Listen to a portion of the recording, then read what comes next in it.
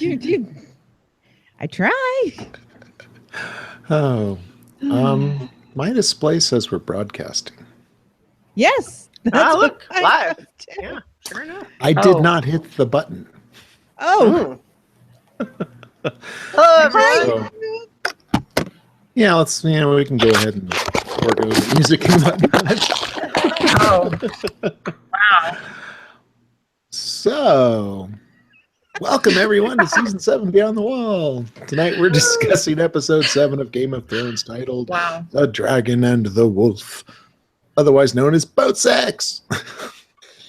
With no spoilers, blah, blah, blah. Deliberately awkward through context, boat sex. Yeah, right. So I'm Jude Schubert. Always, we are joined by Christiana Ellis. Hello. Nutty Nookjus. Hello. And Vivid Muse. Hi. Hey, everybody. So, yeah, big. I kind of somehow was able to be a slow yet extremely packed and filled episode. Like, it was because it's long. True. It was, what, a half hour longer than normal? Almost, yeah. 40 minutes, yeah. Yeah. Crazy. Does anybody have any news bits or pieces? I haven't seen anything. The only thing I saw was not really news that's like separate from the contents of the episode, but it was an interview with the actor who plays Bran that just provides some context for one of the scenes that I'm sure we'll be talking about. So I'll discuss it then. I think the only news is that we are to expect, or rather not to expect it to show up before 2019. Was that we won't see it until then, or was it we might not see it until then? I'm not sure. It seemed like the consensus was it's going to be 2019 when we see it.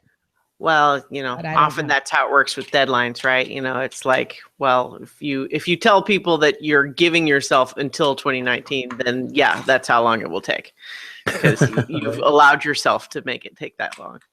Yeah. True. All right. So in the episode, the nothing new in the title, although it may be updated next time. Yeah. Yeah, At the very least, you'd think if they keep doing Eastwatch, they'll probably need to. Yeah. Well, if they made Winterfell smolder. Yeah. Oh, what if they just made the whole map start to look whiter and whiter? There you go. Ooh. Well, let's jump right into a King's Landing. We see Dany's full might on display. I guess first Jabron and Jaime share some philosophy. Trying to remember now what they were talking about. Yeah, I wasn't able to rewatch the episode this time, so I'm suddenly just trying to remember. Oh, it was about cocks, right? Yes. Oh, right, the cockless. Everything comes down to cocks, and that sets the scene for this episode, as we see later on. Yep. Yeah. So the Unsullied are there, and then they have their chat, and then Dothraki arrive, then the fleet arrives. Sandor checks on the beastie, giving it a little knock. Mm-hmm. I don't know, it made it south. Yeah. It was definitely creepy too. It was just one of those things where it's like you sure don't want it to just sort of be permanently dead in a way that would have defeated the whole purpose of having it, and yet you also kind of don't want it to keep making that noise. Right. It's funny though, because him kicking the box is talking directly to me with the fear of, yeah, but what if it can't survive south of the wall and ends up dying before you get there? Yep. We've got a scene with Cersei and Qyburn. Cersei gives her kill preference to the mountain. That was awesome. Which is, yeah. And then Team Dragon march up to the meet without Danny. Greeted by Braun. But yeah, this was a nice little chat, a nice little catch up, I thought. I thought it was just a little bit weird that the show played even a teensy bit coy with us, the viewer, as to what Danny was doing, and tried to spend any energy whatsoever making us wonder why she's not with them. I mean, it's one thing for the other side to not necessarily know, but we certainly immediately know as soon as Danny's not with them, it's like, oh, it's because she's going to ride a dragon in, because that would be badass. Yeah. So, but you know, it felt a little bit weird that the show seemed to want to have that be a mystery of some kind, even briefly. Right. What could happen to her? Yeah, I don't know. Yeah, I didn't think it was so much of a mystery. It was just like, yeah, we've been watching. In a nice chat with Tyrion and Pod. And of course, Bran and Sandor. What? Kind of, Brienne. I thought you said Bran and Sandor, and I was confused sorry. for a second. That was a great exchange. I really liked that one. That was my favorite of these little exchanges. Yeah. It was like I saw someone compare it to amicably divorced parents exchanging notes. And how proud they are of their little murder child. Right. Still alive. There is a nice theme of people talking about the Stark girls away from them, and the people they're talking to going, that's good. I'm glad that they're doing so well and so strong, you know, like with Jon and Tyrion, and now with Brienne and Sandor. It's some pretty cool stuff. Why aren't you protecting her? She's not the one that needs protection. Yeah. Tyrion reoffers for Braun's services. Remember, whatever they're paying, I'll double it. I love that. Which Varys gave a little smirk at. Yeah, I was intrigued, though, just that it's one thing for Braun to say, well, you know, at the same time, you know, I'm doing all right. But at the same time, we also saw him just recently tell Jaime, I think you guys are going to lose, and dragons are where I draw the line. And yet here he still is. Here he refuses an offer to join what he presumably thinks is going to be the winning side. So I kind of wonder what's going on with Braun a little bit. And I can't help, you know, I think in another season, I would have been more inclined to be saying, let's really parse out what he might be thinking. Whereas in this season, I think it's more like, yeah, they just wanted to keep him on that side. So they just contrived that's why. We don't want that complication this second. Yeah. But I think it's going to come up. It's very much that. What I'd love is for it to be that Braun is going to change sides later, but I don't want to spend too much time trying to theorize what they're doing, because I feel like they're just cheating us in all of that ways. So yeah. They honestly should start to be a little more ruthless in killing off characters, honestly. Either that or giving them reasons to just be off the stage. Because as much as we don't want to lose anybody, all these people are fun to deal with. It's just increasingly going to be a problem that you have to wrap up 24 characters still. Yeah. I kind of felt like they know how every little minuscule detail is examined and reviewed and talked about for hours. Hello, that's what we do. And I think they just kind of were making sure that we all know where all the chess pieces are on the board, you know, at the beginning and the end of the episode. And so I kind of appreciated that, but it was kind of overkill for me as well. And then, Sorry. They enter the dragon pit. Yeah. I thought that was a great choice for the location. Yes. It's fun to see it and also to hear about it, but just the metaphor of why Cersei would have chosen to have the meeting there. Mhm. You know, that idea of like, this is where we used to keep the dragons. Mhm. And they got all small and sick. Yeah, it was a great place to hold it, but the set was actually pretty cool. It reminded me a lot of the Colosseum.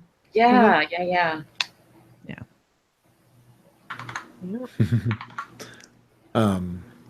So let's see. Paulette says, depending on how much wildfire Cersei has left, that could be accomplished quickly. Yeah, she could easily just. I get the feeling, though, like this is not something the show has addressed, and they could always change it at will. But I got the impression that blowing up the Sept was like, that was what they had left. Yeah, that's my impression as well. Yeah, that's my assumption. So Sandor heads straight to his brother. Does not wait. Let's get this over with. Yeah. So I'm guessing when he says, "You know who's coming for you," he meant himself, right? It seemed weirdly phrased because he was right there in front of him. I am looking forward to Clegane Bowl because at this point, I think this scene is kind of a promise to the audience that it's going to happen. Yeah. But at the same time, like this scene, other than it being kind of a wink to the audience that we're going to get something later, really nothing, like there was nothing to it. There was actually several scenes like that in this episode where it was just kind of like, why did that even happen? Well, the thing that I took from the two of them standing face to face, kind of like right before a boxing match, you'd see them standing face to face. I did not remember that Sandor is as tall as the mountain. I mean, they stood face to face, and he did not tower over the Hound. And so, to me, that was of note, and I appreciated that because we wouldn't have gotten it any other way. And I seriously did not remember. I mean, I know he's huge compared to other men, but I didn't remember him being, equal-ish to the mountain. Well, sorry, go ahead. I was going to say, you have to remember, this is a different actor playing the mountain. Well, but they don't care about that in the show. They would have scaled him, and the mountain was also in full armor, and the Hound wasn't. So, I mean, he should have been more imposing and towering, even if they did change the actor. Yeah, they spent a lot of time of framing the mountain, all the time to make him extra towering. Yeah. Even when they don't need to, like with Tyrion. Mm-hmm. But so that's what I took from it. Like I tried to find something in every single scene. I took it as they've already condensed the season so much that, us getting an extra whatever number of minutes this episode, they're not going to waste a second of it because they've got to convey a lot. So I tried to find what were they trying to show us in like every little flicker on screen. So I might have delved a little too deep in some places, and I'm fine with being called on that. Well, hey, that's why we're here, right? Yeah. Right. Yeah. I guess. And Finch's fan service never hurt anybody. Right. So Cersei, I'm sorry. Yeah. It's not. I think that was my frustration, though, is that it felt like fan service tease. Mm-hmm. You know what I mean? Like it hinted that you were gonna get something, but not now. Not yet. Right. Yeah. Yeah. Sorry. Go ahead. I see. Mike McCauley said, "Did the show ever go into why the mountain's face is so disfigured?" They definitely did. Mm-hmm. On both brothers, in case you meant the Hound. Yeah. They've covered it quite well, I think. It's not implicitly like, these are where these exact scars came from. But when you're resurrecting somebody back from the dead, they're not going to look too pretty. And I think they went into a bit of like, yeah, he's back, but it's not the same. Well, he's been getting worse too. Like they've definitely been evolving the makeup to make him look worse beneath the helmet than, progressively worse. Yeah. It makes me think that later on, when the way Qyburn is looking at that hand, is related to the mountain. Oh, totally. I was really, really excited when they showed that close up of his eyes, because it was like, okay, double check. They're not blue. He didn't turn him into, a walker, and then he commands them with the vampire rules. Mm-hmm. They seemed quite irritated. Yeah. Needs to get some Visine. Yeah. Oh, right. So Danny arrives fashionably late and with the ultimate style of the dragon to the dragon pit. Yeah. That was really impressive. And you could tell, Cersei couldn't hide her surprise of the actual spectacle. It's one thing to hear about dragons. It's another thing to experience it. Well, yeah. It's also just the knowledge of she could just breathe fire down on all of us right now, and there would be nothing we could do about it. Yeah. Yeah.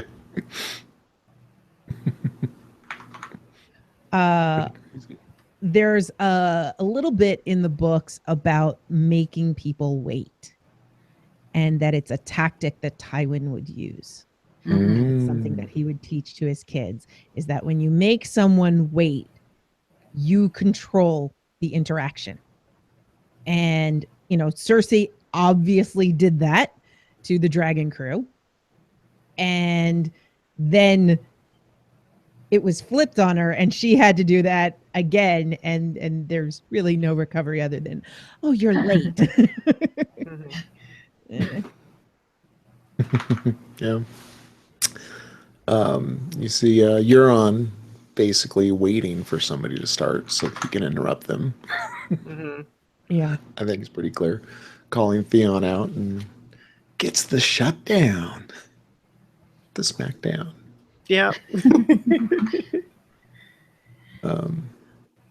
He's it's definitely clear that he's in it for the head games. And I especially think given what we learned later in the episode, even though he's told to basically sit down and shut up, I wouldn't be a bit surprised if all that whole thing was like, he's go ahead and make some trouble until I tell you to stop. Yeah. After we find out the other stuff, it's like, oh, okay. But I do love the way that Tyrion just handles him, and is just, remember what I told you about dwarf jokes? This wasn't even funny. I mean, and that's going back. That's not a conversation they had this season. That's going way back, right? I think so. Yeah, no, that was that's season 1. Yeah. And I love that. They did a lot of season 1 callbacks. There were so many mentions of Ned. Yeah, he was all over the place. Yeah. You're doing great, sweetie. It's a meme going around online, and every time something really cool has been happening this season, it's an image of Ned Stark's tomb with the caption of, "You're doing great, sweetie." All right. Anytime you hear me say that, just imagine that. That's what's going on. All right.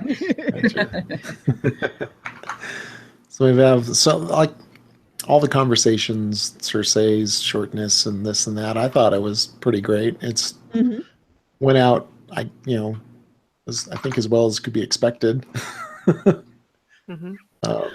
people who do not like each other. Yeah. As clearly demonstrated. So, of course, Sandor has to bring out the box. And we have to wonder why it's not making any noise. Right. Dramatic tension. I mean, yeah, that soldier was such a, questionable, curious little George that I was like, did he pull that fucker out? Is it running loose in King's Landing? And I think they actually think, right, wouldn't it? But it was kind of like, why, like he said, why isn't it making any noise? Why is he looking at it like he's not freaking out still? And then he takes it, and there it is. Yeah, when he told the guy not to touch it, I was like, oh, great. Somebody's going to touch it. Yeah, right. Always got to touch it. What happens when you tell them not to push the button? Right. They want to push the button. Buttons aren't toys. And it heads straight for Cersei, and she is legit terrified. And Mike McCauley says that he loved the fact that it lunged right for Cersei. Yeah. I will say, given that I don't think any of us were in disagreement on this point, that the idea that this plan seemed unlikely to actually sway Cersei. I will say that given my, feeling of that throughout, even once, that we had our misdirect later, the actual demonstration and the way they executed it in the show made for a surprisingly effective demonstration to the extent that I could say, even if I think it's still unlikely that Cersei would completely be on board with the whole plan, I could buy that she now actually does take it seriously as a threat. Yeah. I believed her fear 100%. Yeah. Like the face that she made was perfect. Yeah. And I don't think it was intentional, but for my column of Cersei's line about being pregnant, she didn't grab her belly. Isn't that the stereotype, But then everybody would know, and we couldn't have that. And the other nitpick is, what's with the fucking mountain? He's got a million variations of kill, but he didn't step in front and chop that thing in half. I guess it was just too fast, right? Yeah. He was at Michael Myers speed, and this is fast zombie speed, so they don't like match. No, I think that's legit. I think that's the actual answer. So here's something that I was wondering after the vampire hierarchy magic that we saw, is that maybe, Qyburn made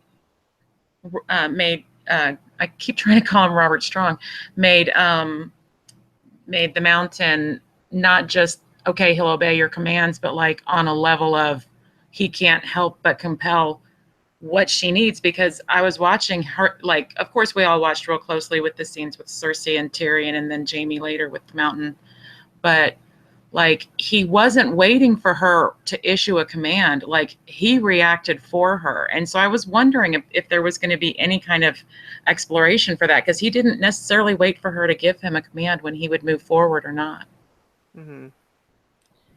I think he didn't make any actions I didn't see that weren't something that she would, I just don't know. And so then when he was faced with the white, I would imagine her response would have been, get that thing, kill that thing in front of me.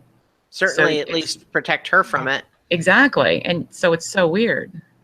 Well, I feel like there's probably two answers to this. One is not really an answer so much as just a realization that the show has really not been helpful for us in understanding exactly what level of mind he still has. Yeah. Because he doesn't speak. He generally acts as though he has no real will of his own most of the time. But at the same time, it seems clear that when he stomped out to kind of confront Sandor, like that seemed personal. Yeah. Which would suggest that he does remember who he was and that that's still meaningful for him. Right. Which is really our first indication of that. Yeah. It Up really until is. this point, I just thought he was a shell. Mm-hmm. And that is, you're right. That's the only time that it was like, huh, he might still be in there. Yeah. Isn't that terrifying? Yeah, that's actually worse. Yeah. So then Sandor starts chopping it in half and whatnot, and Qyburn comes out. All I can think is there is not enough fabric in the universe to hide his boner. Oh my God. I joked on Twitter that when he said that, I didn't get the screenshot because I wasn't able at the time, but it was Qyburn. It comes in whites. I'm getting one. That's awesome. Yeah, he was definitely super fascinating. He was like, wow. Yeah. This is a whole nother level of Frankenstein. All right. How does this work? I want this. And maybe even,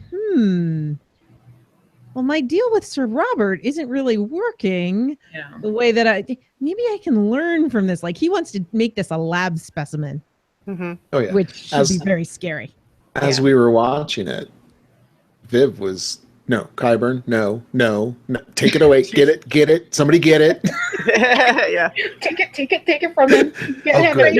Good job, us. The water spray, no, Qyburn, no, down, off the white. John made a beeline for him and just took it. And I was watching his hands, like, did he scrape any skin? Did he get? Nope, it was a clean pass off. Oh yeah, didn't take the hand so he can demonstrate the fire, and Qyburn's just like, aw. Yeah. I wanted a souvenir. I wanted to play with it. And let it like ride on my shoulder like a little pet. Make a cuter hand, little piece of jewelry for sure.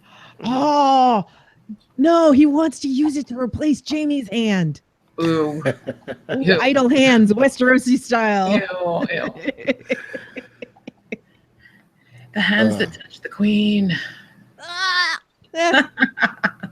See, I'm interested, like, just even though obviously I love that as a joke, but my brain just immediately went to take it seriously, which is to say, I don't think Qyburn likes Jamie. I don't think he would, like he would be interested in principle, but I think that he would know better than to approach Jamie with that result, that offer. But at the same time, I love that idea though. I bet it would be something he would think to himself in his bedroom. It's like, oh, wish Jamie were cooler about this sort of thing. It wouldn't be awesome. I could have given him a white hand.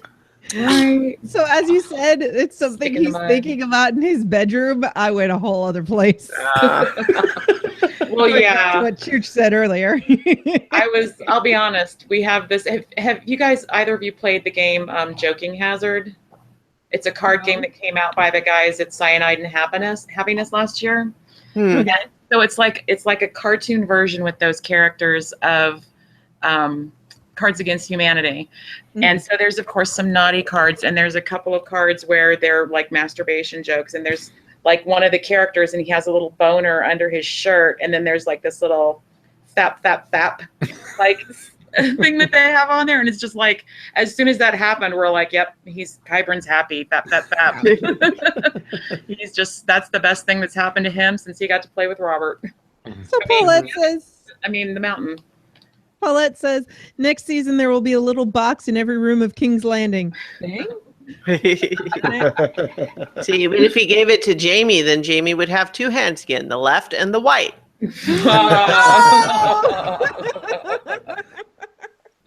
Yikes. Rim shot sample. So we got Euron. Can they swim? I'm out. Right. Yeah. I thought that was, it was interesting. Obviously, we can talk about it in the context of what we learn later. But when it happened, I thought that was a really interesting direction to take the story in. Which it actually, it's once again, it felt a little bit more like the old school show, where instead of just trying to maneuver everybody like chess pieces, they would have people react sometimes in ways that don't necessarily lend themselves. And not only that, but I also immediately started thinking to myself, well, John, you said that they don't swim pretty quickly. I mean, have you seen them try? Yeah. Not really. Like, and they walk along the bottom. Yep. Or is this something like that? And I mean, the Iron Islands are way more north than King's Landing is. So they, I don't know, maybe retrieve something from the bottom of the water with some big changes. So I thought it was a really interesting idea to have Euron just kind of say, you know what? I'm not even going to try to fight that. I'm going to let them do what they're going to do, and then we'll come out to see who's left. Yeah. I thought that was really totally in character. Yeah. That seemed natural to me. Yeah. And we see it later with the other Iron Islanders. So, I mean, it just, to me, I bought it. Yeah. I'm not sure I'm too convinced that he's doing what Cersei says he's doing. I know. I agree. But we'll get there. The other thing that just keeps occurring to me and just does not seem to be on anybody's radar in the show, which is to say, is this a Westeros only threat?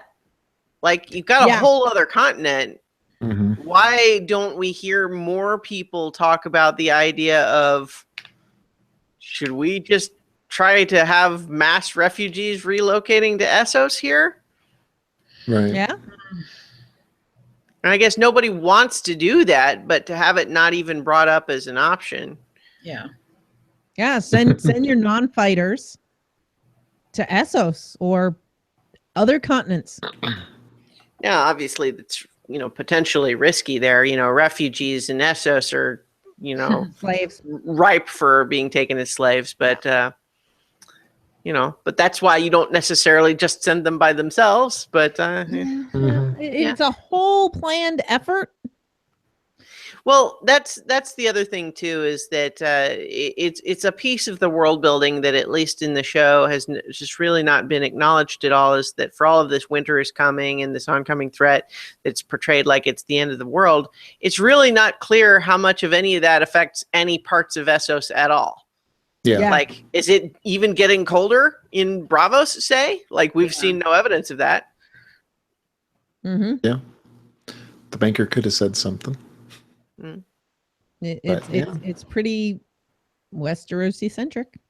Yeah, he's treating it. I felt like the banker was treating it like a spectator would treat it, like, "Ooh, I'm going to bet on this horse and that horse because it doesn't really impact me."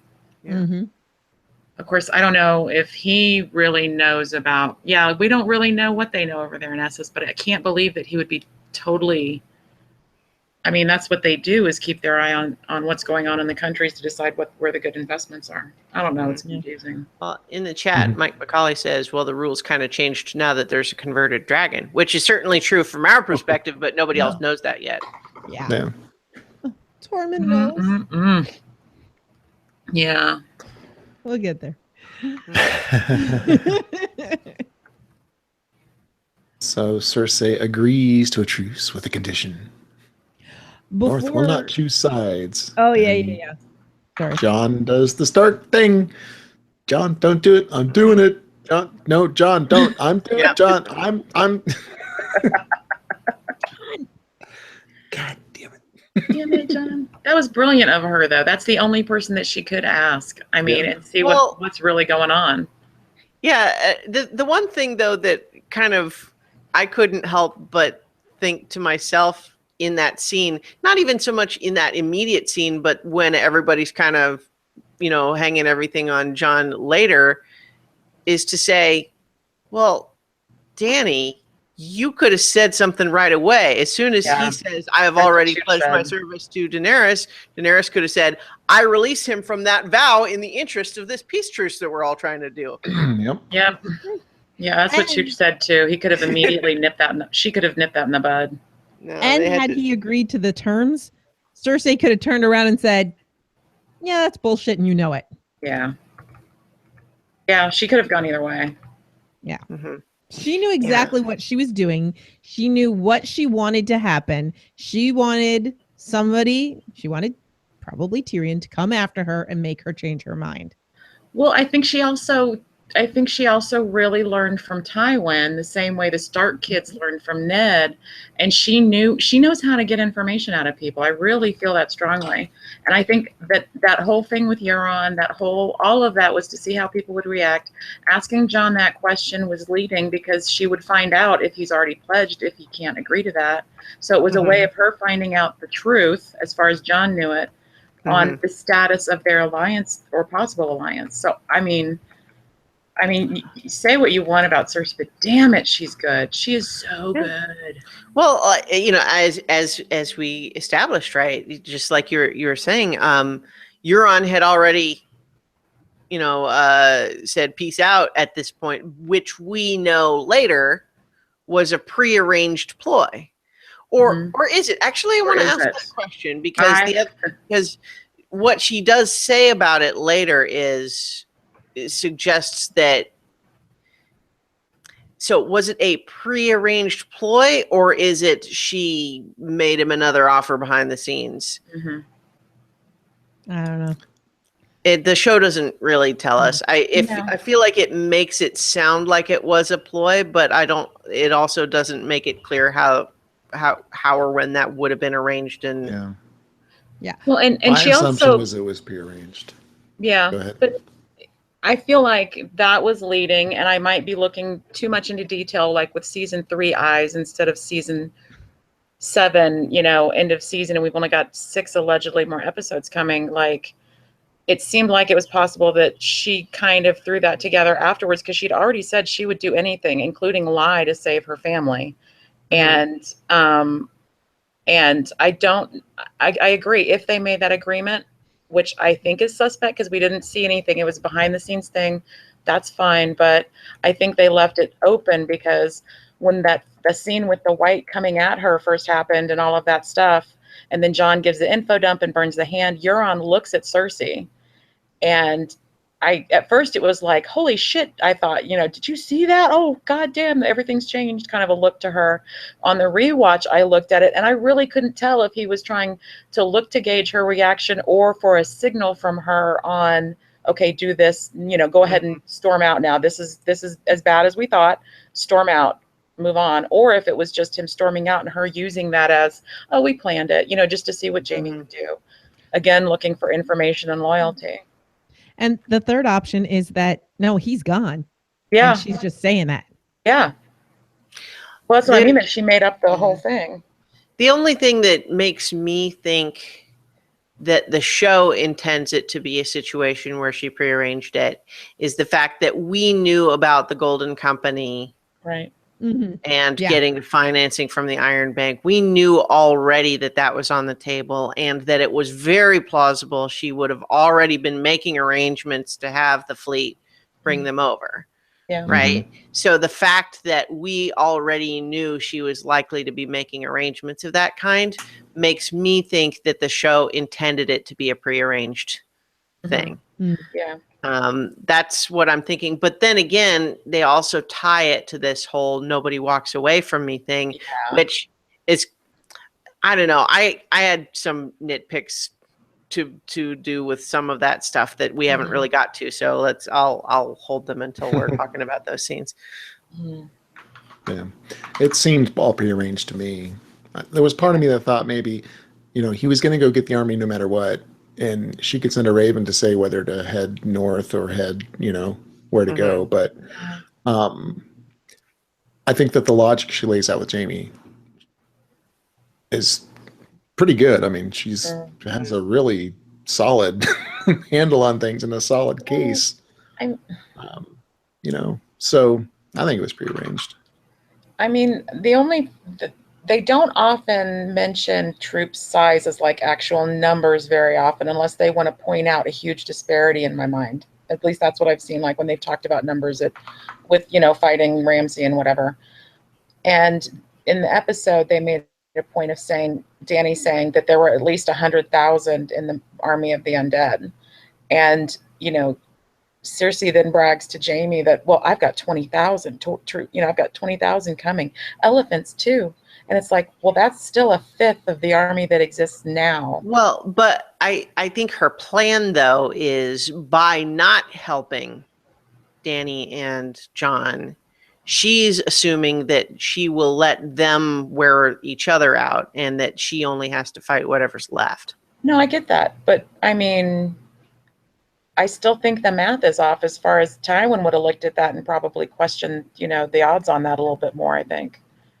But I mean, I don't know what other play she has either in her situation, in her specific corner that she's painted herself into. And her miscalculation of, you know, well, anybody the army of the dead kills becomes the army of the dead. Right. Like, that's exactly, yeah. If they win, they're not going to be whittled down. They're going to be reinforced. Yeah. Yep. But Cersei has got a pattern throughout the show of essentially playing with fire, not caring about the danger so long as her enemies get burned first. Exactly. Yeah. Jeez. And this may be like, well, screw, we're all going to die anyways. Let's party. Let's have our kid rule. Well, it ties back to that whole idea of, like the character that it was originally said about is not in the picture anymore, but the idea of would burn down the country, the kingdom if they could rule the ashes. Yeah. Mhm. Yeah. Screw global warming, I'm going to get mine. Yeah. Yeah. It's a familiar theme. Got a great conversation of, brief conversation, but Brienne and Jamie. Oh. That's just fuck loyalty. Like, Yes. what? I know. That was epic. That's I think my favorite thing that she may have ever said ever, because it was just like, we can't talk about oaths and loyalty anymore. This is not, no. So that's my first note. Fuck loyalty. I loved it. That just and it was an entire argument in one line. I love it. Yeah. Yeah, what was great about it is that, for one, I think that we can probably say for Brienne, she doesn't mean fuck loyalty like from her perspective, but she recognizes that Jamie's got loyalty issues. And if she's seeing him already hide behind, you're going to let your sister make a disastrous decision because your version of loyalty means not calling her on her bullshit, that's not, fuck that kind of loyalty. Yeah. Yeah. I also think that, like,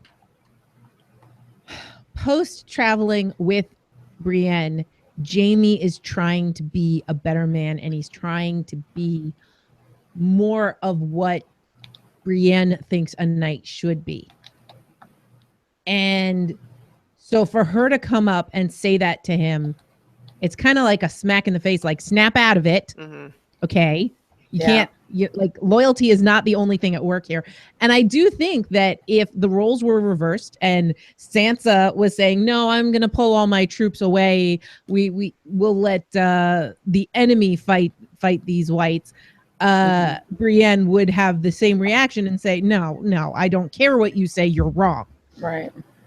And I think I think it's really powerful, and I really do think that without that little conversation, things would not have gone the way that they went for Jamie.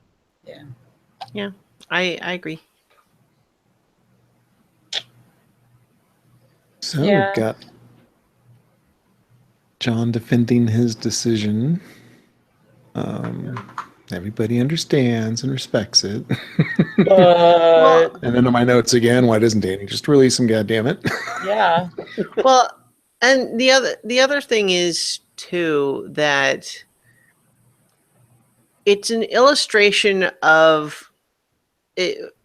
On the one hand, I kind of liked the speech that they gave him. I feel like he said some meaningful things that are worth reflecting on a little bit. Just this idea of, look, if we start opening ourselves up to the idea that you don't have to keep your promises, then what are we even doing here? And so, and like, he had a point, right? It's just this sort of thing is like, oh, we're going to make a truce with these people who hate our guts, and we're going to lie and assume they're lying. So then what are we even doing? Right. But at the same time, it also just struck me that, like, if this whole idea, if the whole conception of this is that we're being politically savvy and that sort of thing, and diplomacy and all of that sort of thing, saber rattling is like, that's these are known quantities in that arena. So like, why are we acting like, oh, John, you had to go and tell the truth, now you've ruined everything, right? Can't possibly recover from that one guy saying the truth. Well, and I mean they brought it out, Cersei saying, I'll ask Ned Stark's son, whatever, and then I mean, nobody's told him, now make sure you lie if she asks if you have an allegiance. Nobody prepped him. They would have worked it all out before. They all assumed he would lie, but they all know who his father is. So it's almost as if you know, it's like one of those inconvenient truth situations, like, well, he's just going to lie when we want him to, and he'll just know, and then act surprised when he doesn't. And I appreciate the fact that he said in his part of his speech was, go ahead and tell me that that's why my father got killed. You know, it's like, whatever. It's not going to change me. Shut up, fans. I hear you. You know, I just loved it. And then I also wanted to say that, well, no, I'm going to save that thought for a minute later when we talk about that, the later scene. But yeah, I thought he was great. I thought it was exactly what I needed to hear to just, you know, as the last little, okay, John's cool with it because he knows he's going to get made fun of for being honest. And that's just how it's going to be. And now they all know it. And they know that he will not blink on that when it comes down to, you know, such important conversations. Yeah. Yeah. And I thought, I mean, I think that they played it up for, you know, the dramatic tension in the show, and that's fine too. But I really think that it, like, what makes more sense to me is for them to all be coming into this with the perspective of, we're selling here and we need her to buy what we're selling. And she has just said she doesn't like the price and she's going to try to walk away. We're haggling. This is what the whole point is. So she's walking away like, oh, nope, this is my price, and then that's what I'll do it, and you won't give me that? Okay, then I'm leaving. And then they say, okay, so what's the counter offer? Like, that's, this is the beginning of the process, as opposed to making it sound like, oh my gosh, she walked away, what are we going to do? The stocks don't haggle. Yeah. Now that said, like, I mean, what they did is exactly what, like, always made sense that they were going to have to do, which is to say, okay, she's made it clear she's willing to walk away, so we're going to have to figure out what we can do to change her mind. And so they did, sort of. I mean, that's what they tried, but they had to wring their hands for a little bit and give John a hard time. I did actually like Danny's part of that, though, which is to just kind of that's where we're really seeing the continuation of the genuine chemistry there, I think, which is to sort of say,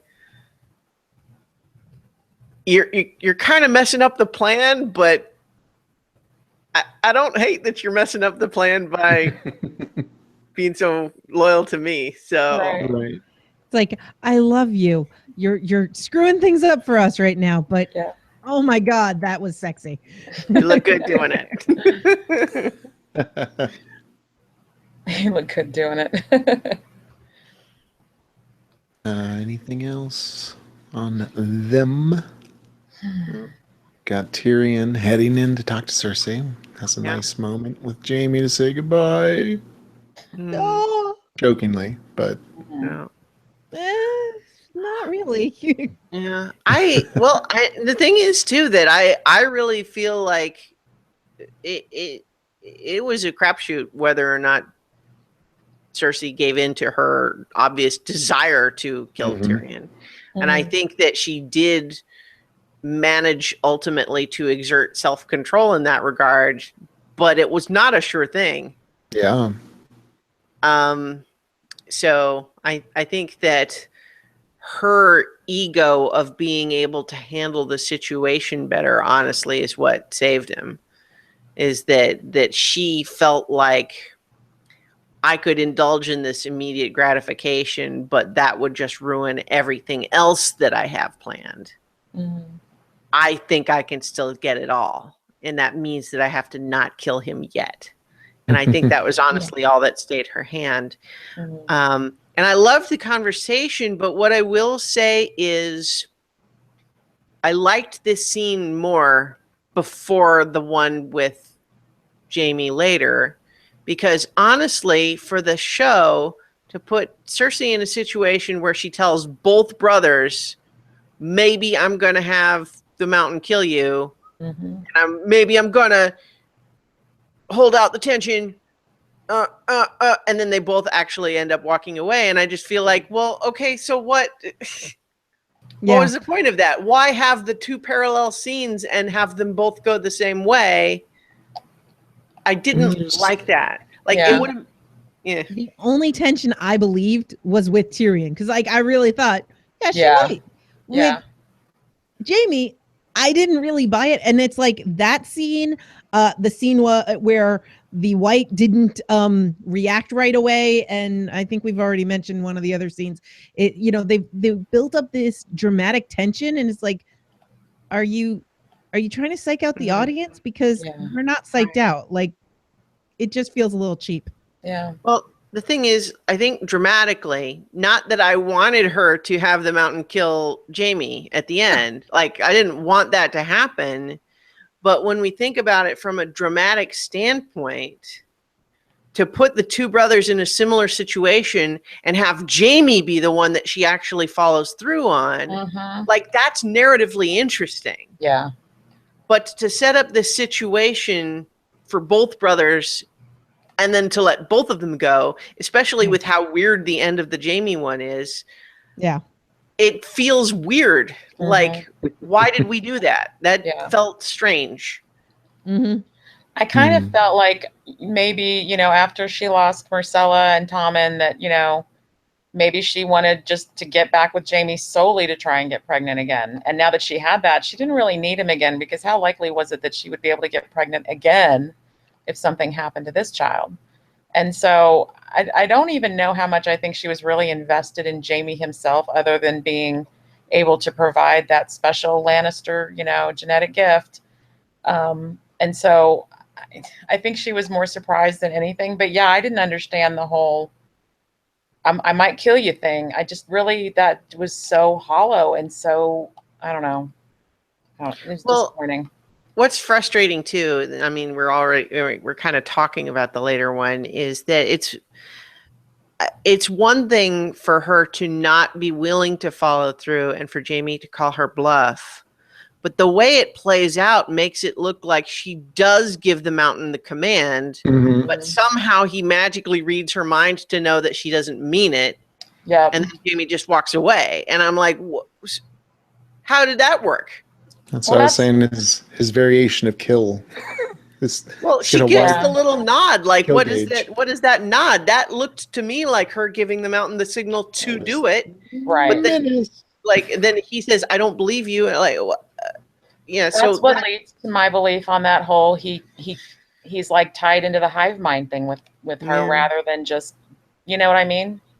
Right. Yeah. It's just weird.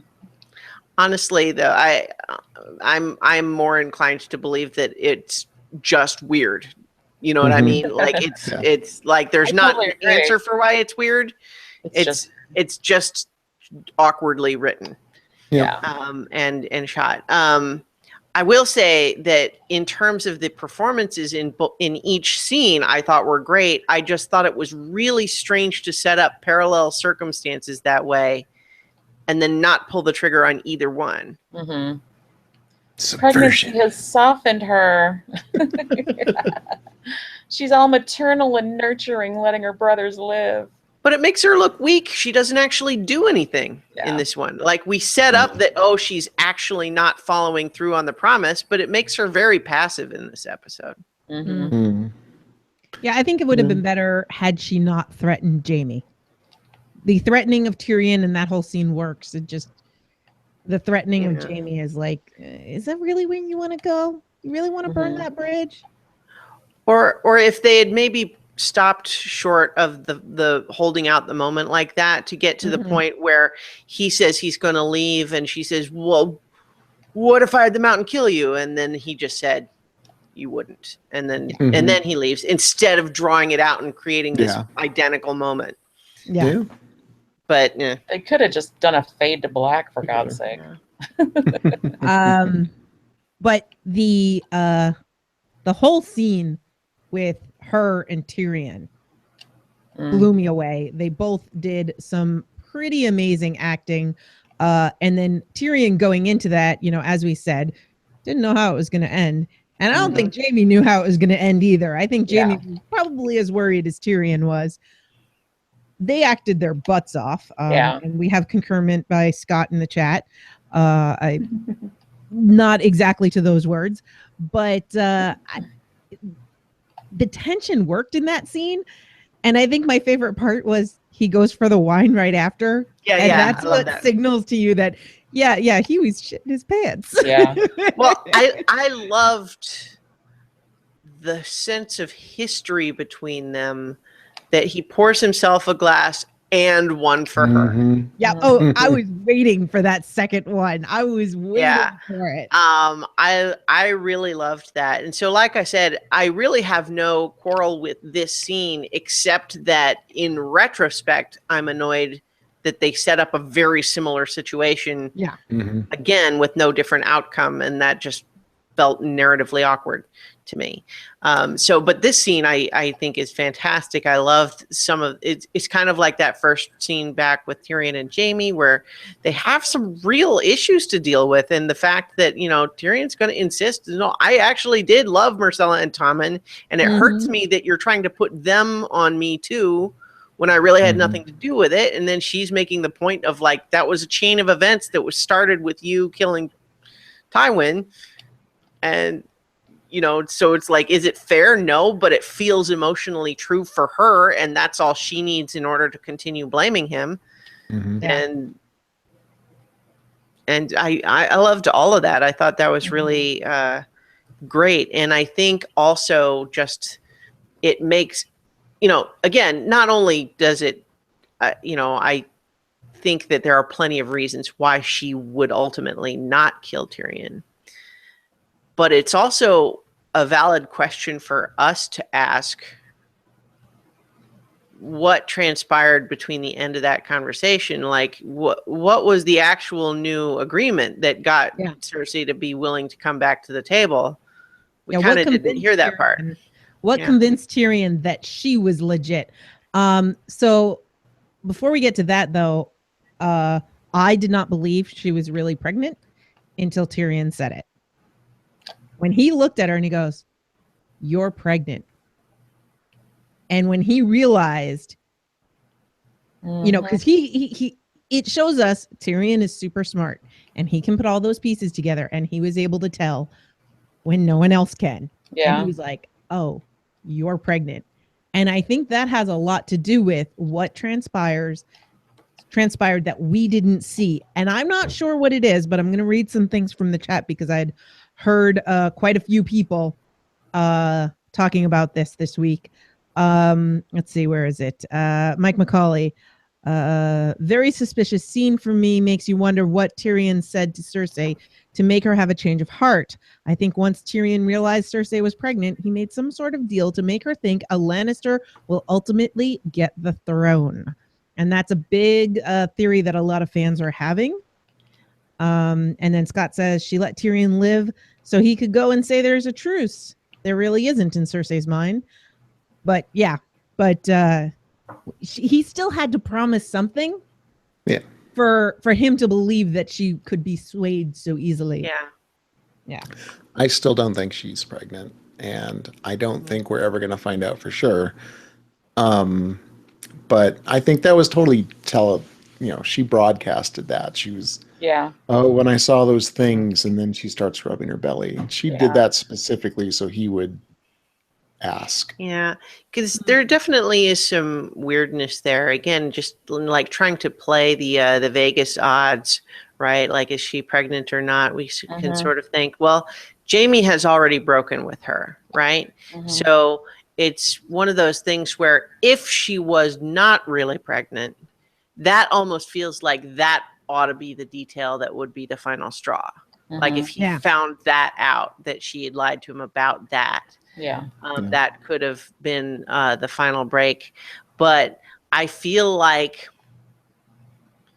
the sense of conflict he would feeling comfortable that he had separated with Cersei, but if he knows that she's actually pregnant with his child, that could give him additional conflict with the remaining battles to come. Right. I feel like that's my guess. So like, I agree though, that I think Viv was on the money with,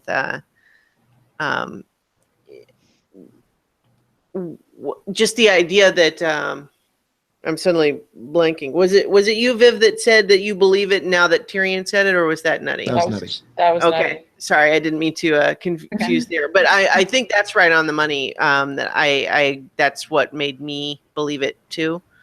But yeah, that's where I'm at now. Is that I think she really is. I don't know. I guess I was more worried about, is that wine poisoned? You know what I mean? Like, did anybody think for a second, like, oh, she poisoned the wine knowing Tyrion would drink crossed my from it? mind. Yeah. And send him out the way Olenna went out with poisoned wine, you know, just because it would make her smile maybe. But no, that wasn't going to happen. No, I think to if she believe were, it's a true truce. Yeah. I think if she were to poison him, it would be one that she could see him suffer. Yeah. Because she hates him. Yeah. Yeah. She really does. Yeah. I thought it was interesting that Cersei was able to get Tyrion, you know, Cersei tricked Jon into admitting his allegiance for Dany. And then she also got from Tyrion, he was saying, she wanted blood and fire, but she chose me. So I'm, you know, she's wise. She chose this hand. And then she's like, you said she wanted blood and fire. She's not going to be all, you know, sweetness. And so it's like, I think that there was so much talking, you know, compared to the end of the episode. There was just talk in the first half. But I think it really showed just how big of a threat that Cersei still is, regardless of where it seems like she's standing and if she's faking the pregnancy or if it's real or whatever. She is still crazy, like strategically brilliant, I think. It's weird. Yeah. Yeah, she is with her in her own particular way, right? Because it's all kind of like near to medium term with zero long term. Right? She's been pretty much the reigning queen since season 1, though. Well, in some sense, I mean, Marjorie was queen, but whatever. But I mean, she has stayed alive and remained sitting in, you know, in the throne room and in some sense of power, even though she had that, you know, experience with the High Sparrow. She's still lost all her children. Well, but I'm talking about her specifically, not like her emotional journey or her kids. Okay. What I'm saying though is we know that the dead the army of the dead are actually an existential threat, and she does not care. Yeah. That's what I'm saying, is that she is burning every single bridge she has and doing a lot of damage, and it has not yet caught up to her personally. But even her own twin brother that has always stood by her has now just said, nope, I'm out. And she almost told her right-hand zombie to kill him. Like, that doesn't seem like it's a good long-term strategy to alienate every single ally. Now, that said, like, her whole plan, the way she manipulated this situation, got her what she wanted in the short term. And she has a plan, but I'm not dismissing that she's got an eye for strategy. I think she's just not seeing the big picture. Oh, absolutely not. Lord, no. Yeah. Well, that's all I was saying. So, I wasn't really disagreeing with you at any point, though, I don't think. Well, I thought you thought I was disagreeing with you. Well, no. It's got Danny and John give it a little chat before Tyrion and Cersei come back. Or he summarizes Davos. We're fucked.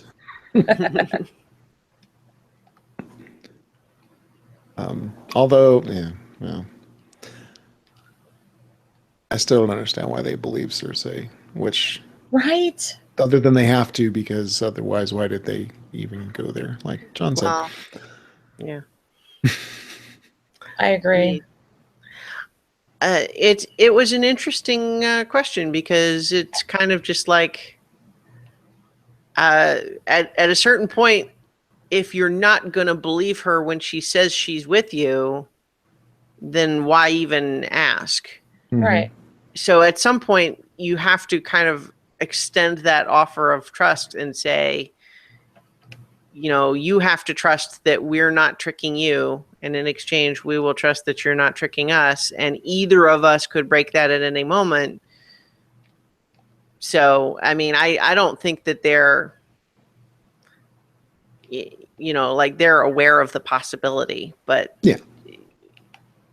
I mean, I feel like And after I guess they Danny made, says as much too, because she essentially says, she has to plan for that contingency, basically. I know, but they just spent like 5 solid minutes of this episode talking about, John, why didn't you lie? Why didn't you lie?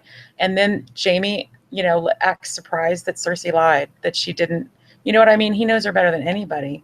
And so I thought that, I don't know, it was one of the things that kind of diminished from the episode from me, because it was just like, okay, we're going to just suspend disbelief. And I understand that you have to go into it expecting some level of trust to happen, but then to spend 5 minutes literally in dialogue talking about how he should have lied to get the upper hand. It's just, I hate, that's the thing that makes me hate a lot about humanity though. So I can't fault the characters. Well, I think that it is emblematic of the problems with the writing this season, because it is an example of, we have to make the good guys seem trusting so that when Cersei reveals she's tricking them, it makes her worse. And so they make the good guys act more like, okay, good, she's on our side, therefore we win. And then turns out, oh no, she's actually plotting behind them. It's kind of the same thing with that whole other, the bit we were talking about earlier, where we have to make it seem like, oh no, maybe John ruined everything, even though a more realistic scenario would be like, oh well, she didn't take our asking price, so we have to offer more. Yeah. But yeah, so I think it's just the writing this season is much more focused on trying to heighten those emotional moments, often at the cost of plausibility or grounded character motivation. Yeah. Paulette in the chat brings up, another thing that Danny and John talked about, would consider the source on why that witch who killed your husband said you'll never have children. That was awesome. That was great. Conventional wisdom things. It leads into later on, but yeah, Paulette, I have also often thought, like, why are we going to believe her? I'm assuming, as a book reader, I'm assuming it's because Danny hasn't bled, and to use their terms, by the way, and that's why she knows it to be true. In the show, we haven't seen anything like that. And in the books, there's something that makes us think that things may have changed that are not boat sex. Boat sex was much more appealing. So yeah, but I agree. I like, why are you believing that? And I have a note that came before that, and I'm not sure exactly. Maybe you guys can help me figure out why I wrote this down. But I'm sure Danny said it about the pit. A dragon is not a slave. Oh yeah, it was when they were walking up to the pit. Yeah. Go ahead and finish your thought, because I wanted to talk about that too. No, I just had the note there and I couldn't remember why I wrote it. So if I can step back a second again, because I'm doing that a lot and I'm sorry. But so when they were doing that and they were in those pits, what that meant to me, it was almost like, so the last, I don't know how many episodes, but they're, the episodes where she killed the Tarleys and all these other ones. You can't do that. You can't rule with fire and blood and this, that, and the other. I kind of felt like that speech with John was like, okay, so there were dragons and they were huge and they were majestic. And then we tamed them and we made them, follow rules and behave in society, and they grew smaller and weaker. And that was a mistake and that just can't happen again. I felt like that was her saying, you guys keep trying to change my reaction to thing and trying to tame thing. And I think tame me on things. And I think this was her way of saying the taming has not worked. And so this is how it's going to be now. And I thought that was like a power moment for her. Although it was more implied than expressed. That's why I wrote it. Thank you. Yes, because it ties into what Olenna had been telling her. You know, stop listening to these men and be a dragon. Yes. And Dany already made the misstep of putting her dragons in captivity, and it was not good for them. It was not good for her. And the best thing that she did was releasing them. So she needs to realize that you're a dragon too, and you need to be a dragon. Yes, thank you. That's why I wrote it down. Yeah. Couldn't Welcome. I will say though, like I'm all for having our empowered female characters here, and I don't necessarily dispute this as a direction for them to take the story, but like I don't like the implication that for her to be empowered, that means not caring about how many thousands of people she's going to burn alive with her dragons. Right. Agreed. I mean, I agree with that, but I think that I think that might be a little more literal than what I meant, as far as like what, it's like an empowerment thing, not I'm literally going to burn and kill everyone in front of me because that's what my crazy grandpa would have done or whatever, Right. I just think it was time I'm going to roast me some Tarleys. Well, right. Yeah, Well, nobody ever said that she was going to be a good ruler or a benevolent ruler. She's the only one that's ever said that, and that's all we've seen with the slaves and all of the people that she's freed in Essos. And now we're seeing different. That doesn't make it wrong. It just makes it, the way that she's written in this media. I don't expect her. I know she's going to make more mistakes, and I think that's fascinating. Well, okay. I mean, I'm not criticizing the storytelling as much as I'm feeling like if the show is trying to make me root for her to be a dragon, it's not working for me because, like, for example, it's one thing to say, we recognize that, we don't want to chain up the dragons. That doesn't work. It causes weakness or whatever. Right. But like, remember why she did that in the first place. She wasn't happy about it, but she did it because they ate a little kid. Yeah. I mean, that was not like, so. And don't take it as I don't agree with you. I'm just like having a conversation on it back and forth. But I don't. Yeah, sorry, I don't mean to be challenging you. No. It's just it's a complicated situation. And the other thing is that they didn't say that we were going to like her at the end of the day either. So there's a lot. There have been so many theories floated around. Is she turning into the mad heiress and all that? And I think that's bullshit. She's going to be her own individual that we haven't seen before because she was raised very differently than any of the other Targaryens. So we have yet to see what that's going to mean. And I just like the fact that she said, yeah, I get it. I'm not I'm not going to be crazy. I'm not going to kill everybody, but this is still going to be me. This isn't going to be done the way the Starks would do it, is all I'm saying, is that was the empowerment I saw from it. So I mean, I don't disagree with anything that anybody's saying. I hope it doesn't come off that way. It's just like so complex. Well, yeah, I agree. I guess I'm just saying I'm worried that the show is heading in a direction where that complexity will be glossed over.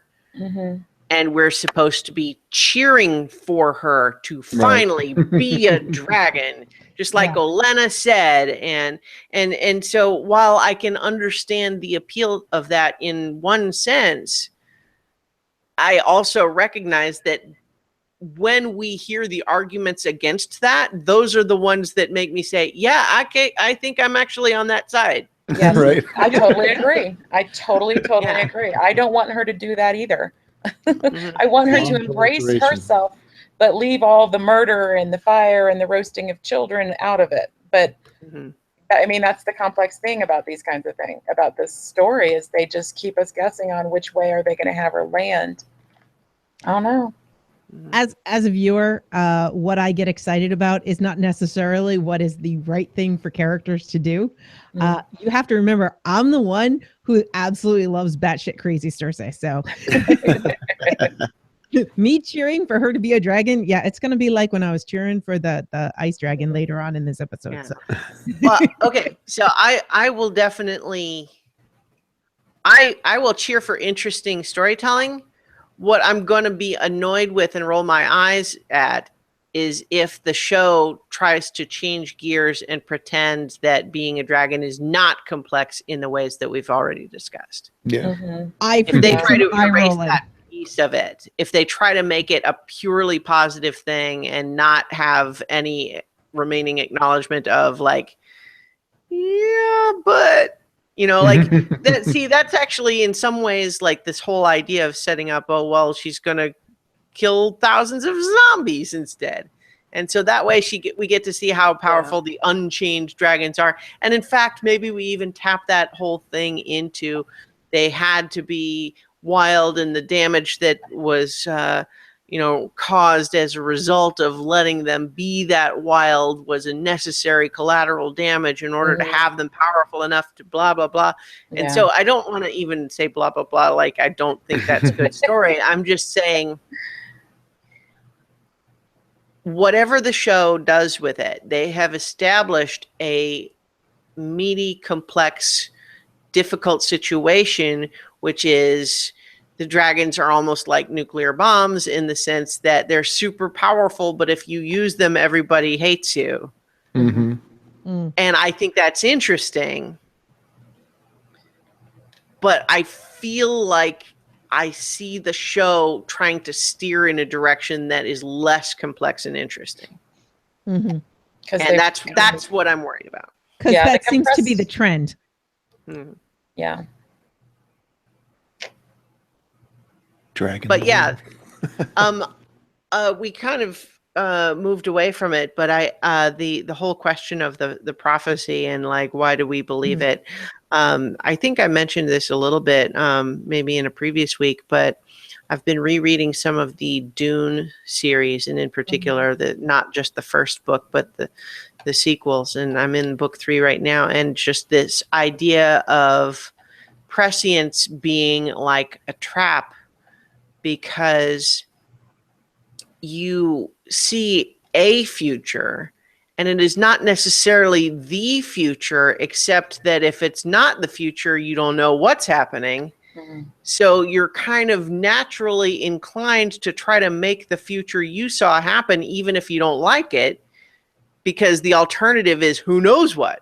Maybe it's worse. We don't know.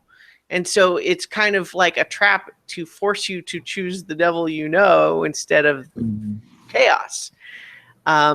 Because it's the choice that Paul ultimately makes is it's literally like he's been physically blinded, and as long as he follows his future vision, it's like he can see. And he doesn't like what's happening, but the alternative is to give up on that vision and be blind. Right. And so I think in some ways prophecy can be interesting there. And I kind of liked John just sort of cutting through all that sort of narrative red tape and just saying, what reason do you have to believe that she knew what she was talking about? I kind of liked that. And I think honestly, them bringing it back up kind of means that she's not going to actually be barren with them. And it's like, because why else to bring it up at this point? Yeah. But anyway. Well, it is the kind of thing you think about when you're talking about, rulers and kings and kind of stuff. And Danny didn't want to talk about it, but now we see that the Lannister and the double down Lannister and possibly the double down Targaryen line is going to be possibly carried on. So it's interesting stuff. Ready to move to Winterfell? Yeah. Got Sansa with Baelish, getting the raven from Jon that he's bent the knee. And this was another one where I'm sitting here, why does she keep talking to him? Which does pay off, clearly. And he closes the loop on the thinking, Yeah, and in fact, actually, so sorry, I lost my train of thought there. Part of what I wanted to mention before getting into the rest of it is just, again, the reminder of it makes sense that she's not going to have an immediately positive reaction to John's news. But it also just reminded me of how dumb it is that he had not been giving her more regular updates. So my note at this is, has Littlefinger been keeping John's ravens? is the reason she hasn't gotten word because he's getting it. Intercepting. And I wonder about that because he's already got some dealings going on with the Maester. And, you know, he's sneaky and there's all of that going on. And we come in and there, of course, there's ravens everywhere. You know, Bran's got to watch everything. But like, there's obviously ravens going around. So it'd be very easy for him to stop the flow of information. Yeah. Yeah. And I would not be surprised, and I don't think that this is going to really come up, but I would not be surprised if as soon as he's executed, oh, look, all these ravens are coming in like we've already had word. What? I think if anybody could pull that off, it would be Littlefinger, but I don't think that Maester Wolton would not check in with Sansa after, you know, finding that one for Littlefinger. I don't think that I don't want to make the leap that he's on Littlefinger's and he's doing all this bidding on his behalf and keeping Raven's messages from Sansa. Yeah. So I'd rather not think about that. And I'm annoyed with the little Scooby-Doo answer they gave us. Oh, that's John. He's always been like that. Boosh, it's all over now. Yeah. We don't have to think about it again, fans, because he's always been like that. He's never sent ravens when he was king of the North and kept his sister informed while she was ruling Winterfell like he should have. Not once in their entire life before did he. I agree with you on both counts, Viv, because on the one hand, I agree that it's a little bit annoying to try to hand wave that they weren't getting more regular information, but also that we can't rule it out again. Like it seems like maybe something Littlefinger would be interested in, but the Maester does serve Lady Stark, not Littlefinger. And it's one thing to give Littlefinger an old copy of an old message, even a politically sensitive one. But if a new Raven has just come in with a message for Lady Stark, I can't imagine him giving it to Littlefinger first. Yeah, a message from John to... Even if, this Maester, I think it, like all the guards, is not actually from the North, but is from the Eyrie. But we kind of get the impression that the Maesters are not supposed to be aligned, but totally. But it's definitely, it's a thought that's going through my mind. And it's a fair idea to have, because there was just all kinds of weirdness with his whole interaction and setup of this thing. And when they started playing their game, I wrote down, Sansa is not this stupid. Right. Well, so here's what tied some loose ends on this whole arc for me. I do not retract my criticism that this storyline has been unnecessarily stretched out to a detrimental way over the course of this season. Agreed. However, what made sense to me in retrospect is that everything like this whole idea of like when did the actual plan start? Like when was it a trap and that sort of thing? I honestly think none of it was a trap until after this scene. I think it was legitimate concern and bickering and disagreement up until now. And it was honestly this conversation with Littlefinger, and because I had the same reaction you did, Nutty, when this scene was happening, especially when it finishes with, and why would she want to do that to become the Lady of Winterfell? Yeah. And that was the moment where, when I watched it the first time, I was thinking, what? Why would she knows better than that? Yeah. But see, that's the key, I think, when you look back on it, is the realization, of course she knows that.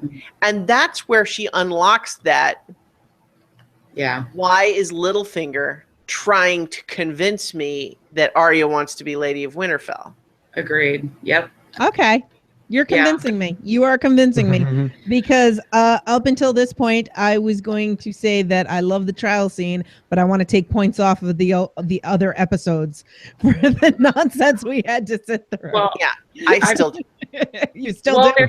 Now, there's been, Chooch, what did you think about? I mean, we talked about it, but what did you think about that scene? I was still pretty conflicted. As far as just kind of like being pissed off, like, why is she buying this? And then, but also being swayed, like, he is really, really persuasive. But as he was saying his little game that he plays, all I was thinking was, well, but then don't you also have to say, like, what's the best reason they would have for saying this? And what's their best intention, especially when it's your fucking sister? Right? Well, right. Yeah. And I think ultimately all of the things that make that scene frustrating when you don't know, when we're not sure. See, that's, I think, ultimately the failure of the storyline season long, is leaving us in suspense of, we're so sure it's going to turn out that they're actually working together that we keep watching for clues, when I think the intent was they're not working together until the end when they do. And I think so I think all of those scenes feel awkward in retrospect, and they felt awkward at the time because we keep waiting for when they're going to show their hand, and they keep not showing their hand.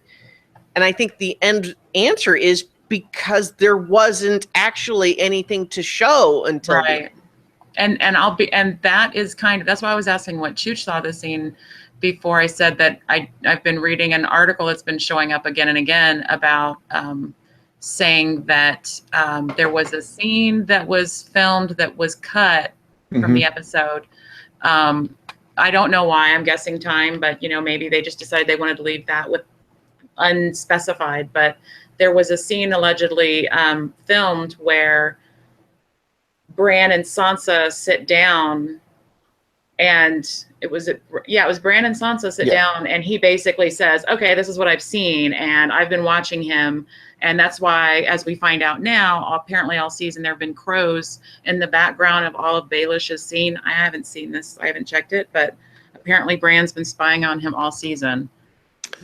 So a different version of what I heard. The actor who plays Bran said it in an interview that we did film a scene where Sansa comes to Bran and says, I think Baelish is up to no good. Can you tell me what he's doing? Right. Can you use your powers and tell me what he's up to? I think different articles are giving fairly different interpretations of what that scene was. Right. Because the actual so one of the articles that I read that made it sound like it was quoting him sounded like the actual scene was literally very short, which was like just Sansa coming to his room saying, I need your help, and then going in, and that's literally all it was. Right. And that's why I have to say, this is what they said, and I didn't check it, because they all are coming from a place of speculation. Now, I think some certain level. Well, I mean, at least some piece of it is the actor who played Bran saying that they shot something. But what was intended to have been taking place during that meeting, we I think in retrospect can say that it is exactly what we just talked about, is that they sought out Bran's help, saying, can you help us? You see all these things now. Can you tell us? And I think that must be what happened. It's the thing that makes sense. And I think that the reason that they cut that scene is because it tips the hand. Yeah.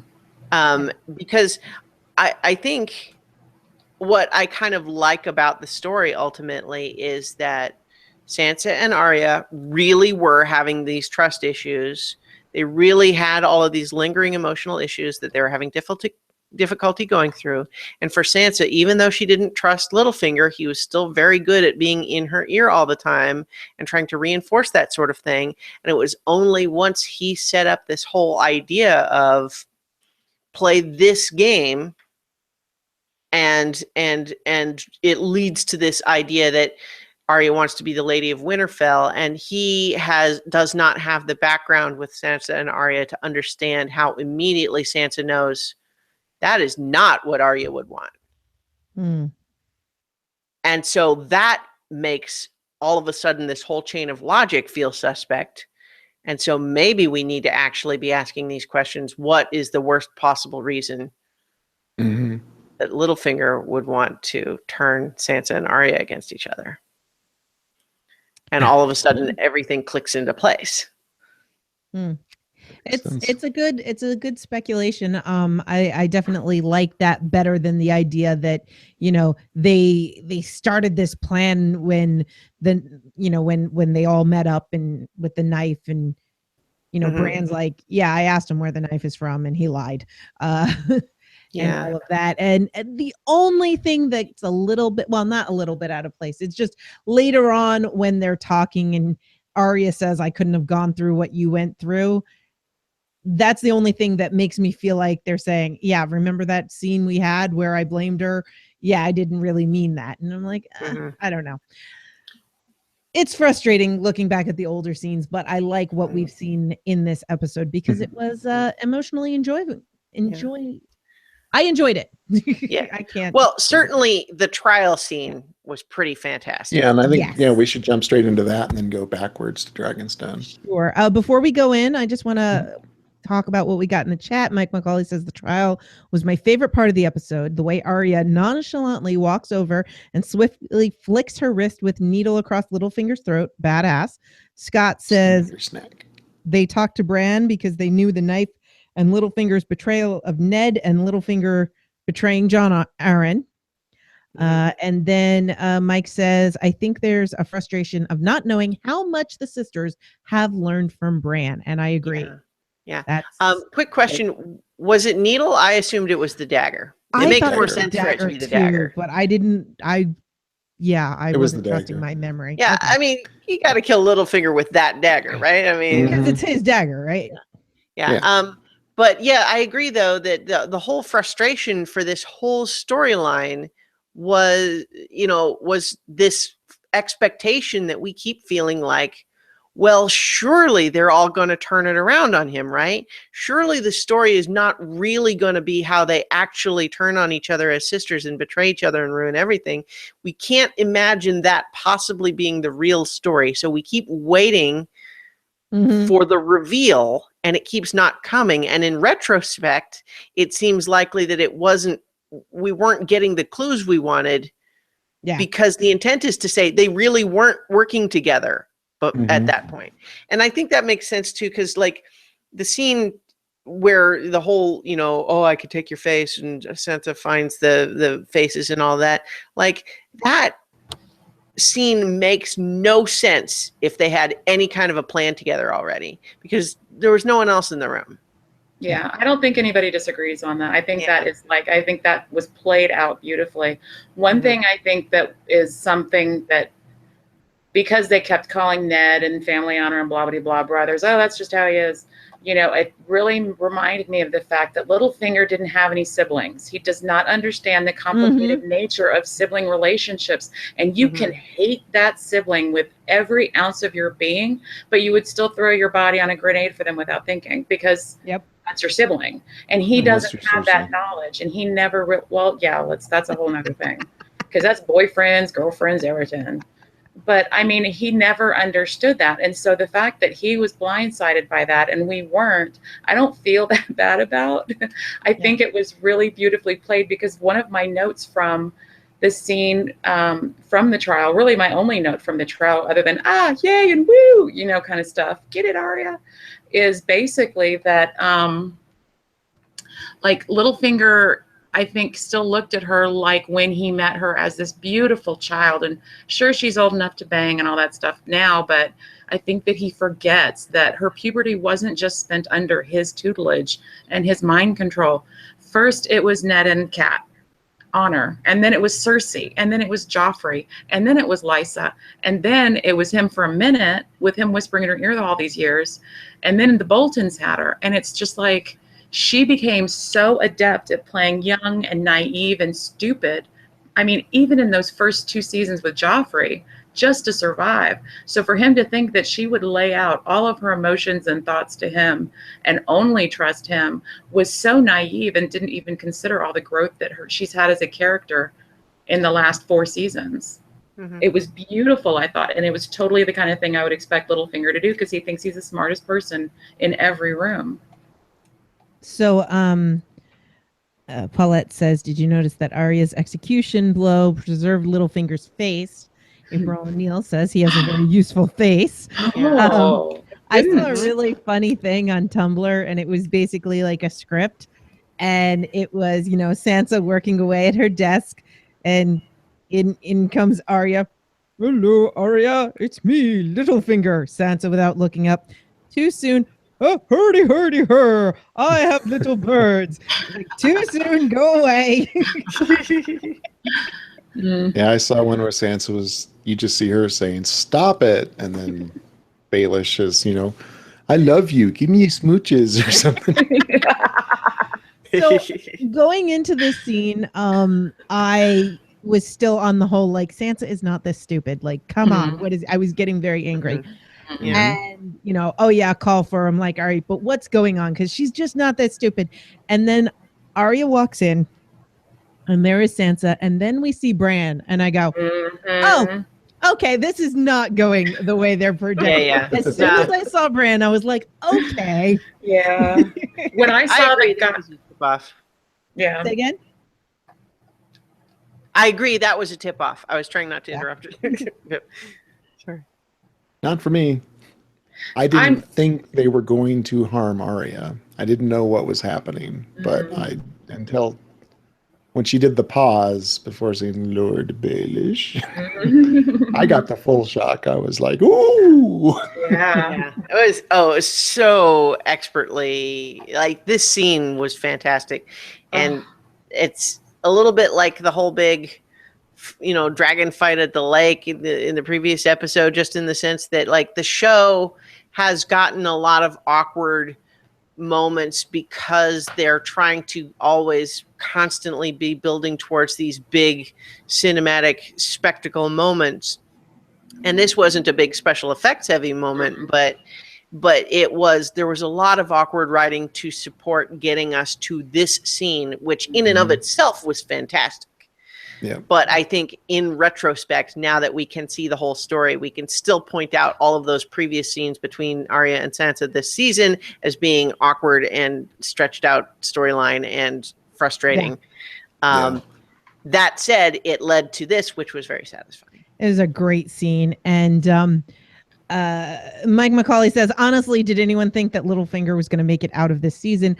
And, the funny thing is, as the season was beginning, I think it was Mark who had posted something about Arya getting back to Winterfell and killing Littlefinger. And we had a whole discussion of why would she even do that? Yeah. And so Mark, you are prophetic. And yes, Scott, I agree. The scene where Littlefinger was silent for a good long while until Arya told him that Sansa asked him a question was pretty great. Yeah. Him running through every option, every avenue, and then, okay, well, I'll admit to that, but this is why. And then, if we could just talk in private, I know we could. And then Knights of the Vale, I command you. I mean, Sansa did a beautiful execution of this because she had his men, his leaders from the Vale in the room as she ran off the list of charges of murder and treason. Lysa Arryn, Jon Arryn, and then all of the deception that he did in trying to frame the Lannisters of killing Aaron and arresting Ned and resulting. I mean, that was really smart. That kind of reminded me of a better. It's like she learned from Joffrey when he had Ned beheaded. Like, oh, I'm going to do this and that. Oh, flip flop, I'm going to behead him. So I think she learned that dramatic thing from the Lannisters because she did. We do know that she's learned so much. We've heard her say it, and I just thought it was like the way that someone that has spent such horrible political times in court, that's how they would react. So she really actually, if she's not crazy from all of the trauma, she would actually be a good ruler because she handled that very deftly. Yeah.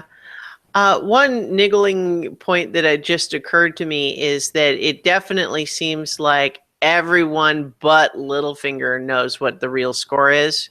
Once they get in there, it just seems unlikely to me that they could really have everybody on the same page and still keep it from him. I think it was only the 3 Starks that knew, and that they needed it to play out the way that it did to convince the Lords of the Vale what Littlefinger actually was. And I don't think that they needed convincing. I felt like they knew it, but this gave them the ammunition to leave the room with the story of how things played out, and it was true. You know what I mean? Like viable witnesses and stuff. What were you going to say, Chooch? I'm sorry. No, I was just going to say I thought that's basically what you had said. I was going to jump back to Littlefinger's face.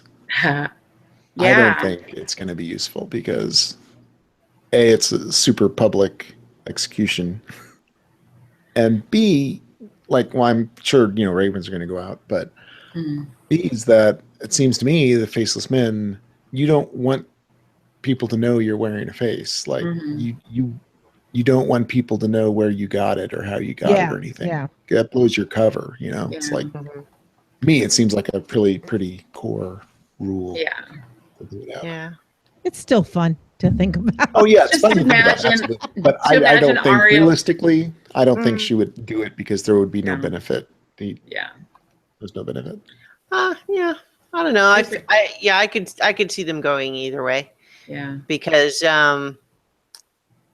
for one, it allows them to keep that actor around, Yeah. which is something TV shows like to do. And while it happened in public, I don't know that they would publicly make it known about. I just don't know like how much of that they would put out in the world with what's going on. I don't know. We shall see. I know, but we only have to wait, what, a year, 2 years, 3 years, 6 years? Well, I'm just I'm suddenly imagining or something like some dramatic setup where we have Cersei thinking she's about to announce some new scheme that she has just cooked up. It's like, oh, I actually had a secret ally all along, and we're gonna like, oh my gosh, what is it? Who is it? And then it turns out to be Littlefinger, and we're like, Right. oh yeah, all right. And Yeah. that's the way that maybe Arya gets close enough to do Cersei in. Although at the same time, I've got they established the prophecy, so I think it's Jaime or Tyrion still takes out Cersei. Yeah. We'll see. I'm just excited. Like, this scene was so much fun. And I love talking about the memes, but everyone's talking about it's like, what? No one was there. You can't prove anything. Oh yeah, three-eyed raven, bitch. Right. All I remember all too. Yeah, I see all. I remember all. I got no idea that Sam's coming here, and I don't know why he's here, and I didn't see any of that. He only knows what he knows to look for at this point, I guess. Yeah. Though, right? But Yeah. wouldn't he have taken the time before this point to listen a little closer to her whispering John's real name? I don't know.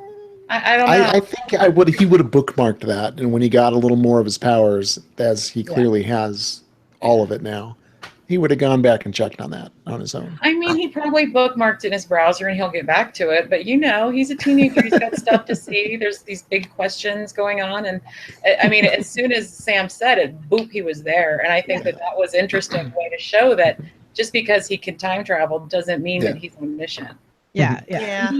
I like it. It's definitely there for plot and storytelling device and all of that. But I could also wave it away and explain it away by saying Bran doesn't care about legitimacy and bastards, so he didn't think to go, oh, hey, that happened? Yeah. Not with the Night King creeping. Yeah. Oh.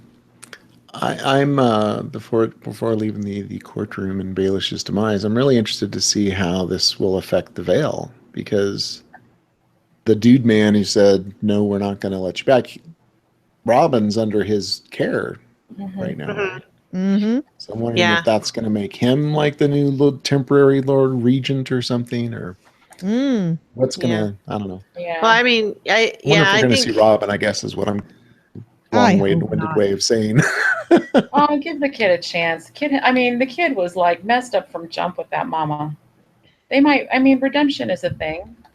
Yeah, but we got 6 episodes. I don't want to waste it on Robin. Well, the other element that what they could do though is that, remember the last time we saw him was when they were saying it will do the boy good to actually start learning how to do things and be out in the world a little bit more and get some experience under his belt. So who knows, maybe we could revisit him and have him turn out like, oh look, he's actually useful for something now. That's what I'm thinking of, that they're saying he was sickly his entire life, right? He breastfed his entire life. My mama. And I could totally see with how nutso she was, I know it's an offensive term to some people, sorry, that she would have had like Munchausen's and had kept him sick to keep him that close. And once he got away from her, now he's going to be this strapping young man. Well, they showed him in season 6. We saw a peek of him in season 6. Baelish was with him for one reason or another. He popped over there.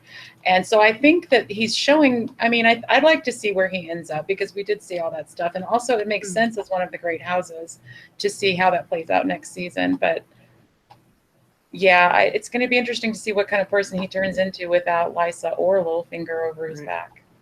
And to take us all the way back to the very beginning of the story, the whole reason that Lysa did kill Jon Arryn is because Jon Arryn was fearing that exact thing, is that it's not good for Robin to be with his mother all the time. We need to send him away to be a ward somewhere else to get him away from his mother, and that's why she killed him.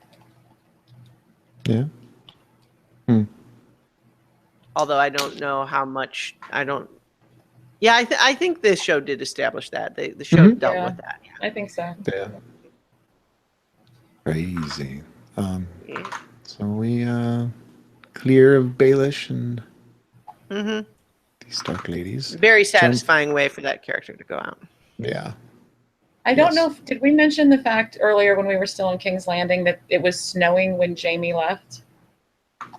We haven't actually had that scene yet. Okay, I thought we ended King's Landing completely. Okay, I'm sorry. We touched on the scene but didn't go into detail. Yeah. I thought when we went to Winterfell we were done with King's Landing. I'm sorry. No, I wasn't doing this one by location. I'm following the sequential how it aired. Next up was Dragonstone with Team Dragon planning and how to get to Winterfell and the whole we need to show unity. And all I'm thinking, so should we sail together? I'm like, ride a fucking dragon together. I know, right? You could be there tonight. You got to. We know you could be there tonight and prep everybody in Winterfell for what's happening. Yeah, but then Bran would cock block him. So yeah, true. Yeah, you need to have boat sex. Well, and just the whole. It's super weird for the show to have them finally sleep with each other at the exact moment that we're learning that they're nephew and aunt. And it's just... Yeah. Because, like, both of those are interesting stories, and it's even potentially interesting to deal with both of those stories. But they're deliberately trying to produce a sense of cognitive dissonance for us, I think. Because make it as shocking as possible. Well, because I feel like the show is potentially more interested in the idea that this makes Jon potentially the heir to the throne instead of Daenerys, and that conflict, it seems like the show is actually more interested in that than the idea that, oh no, they are actually blood relations. Yeah. And so I feel like that's the back and forth feels more like maybe it's supposed to be like, oh, they're falling in love, but this potential wedge is coming in. I don't know. Yeah, for me, and it's hard because even though Aegon is... Aegon. he still is a Stark. He is Ned Stark's son, absolutely. You know, the way the conversation with Theon that comes up right after, you know. Yeah. So he is still a Ned Stark's son. So Targaryens are perfectly fine with incest, right? That was their thing. Yeah. Keep the bloodline pure. And so Dany grew up, and we didn't see this so much in the shows as in the books. In her internal dialogue in her POV chapters, she grew up thinking she was going to marry her brother.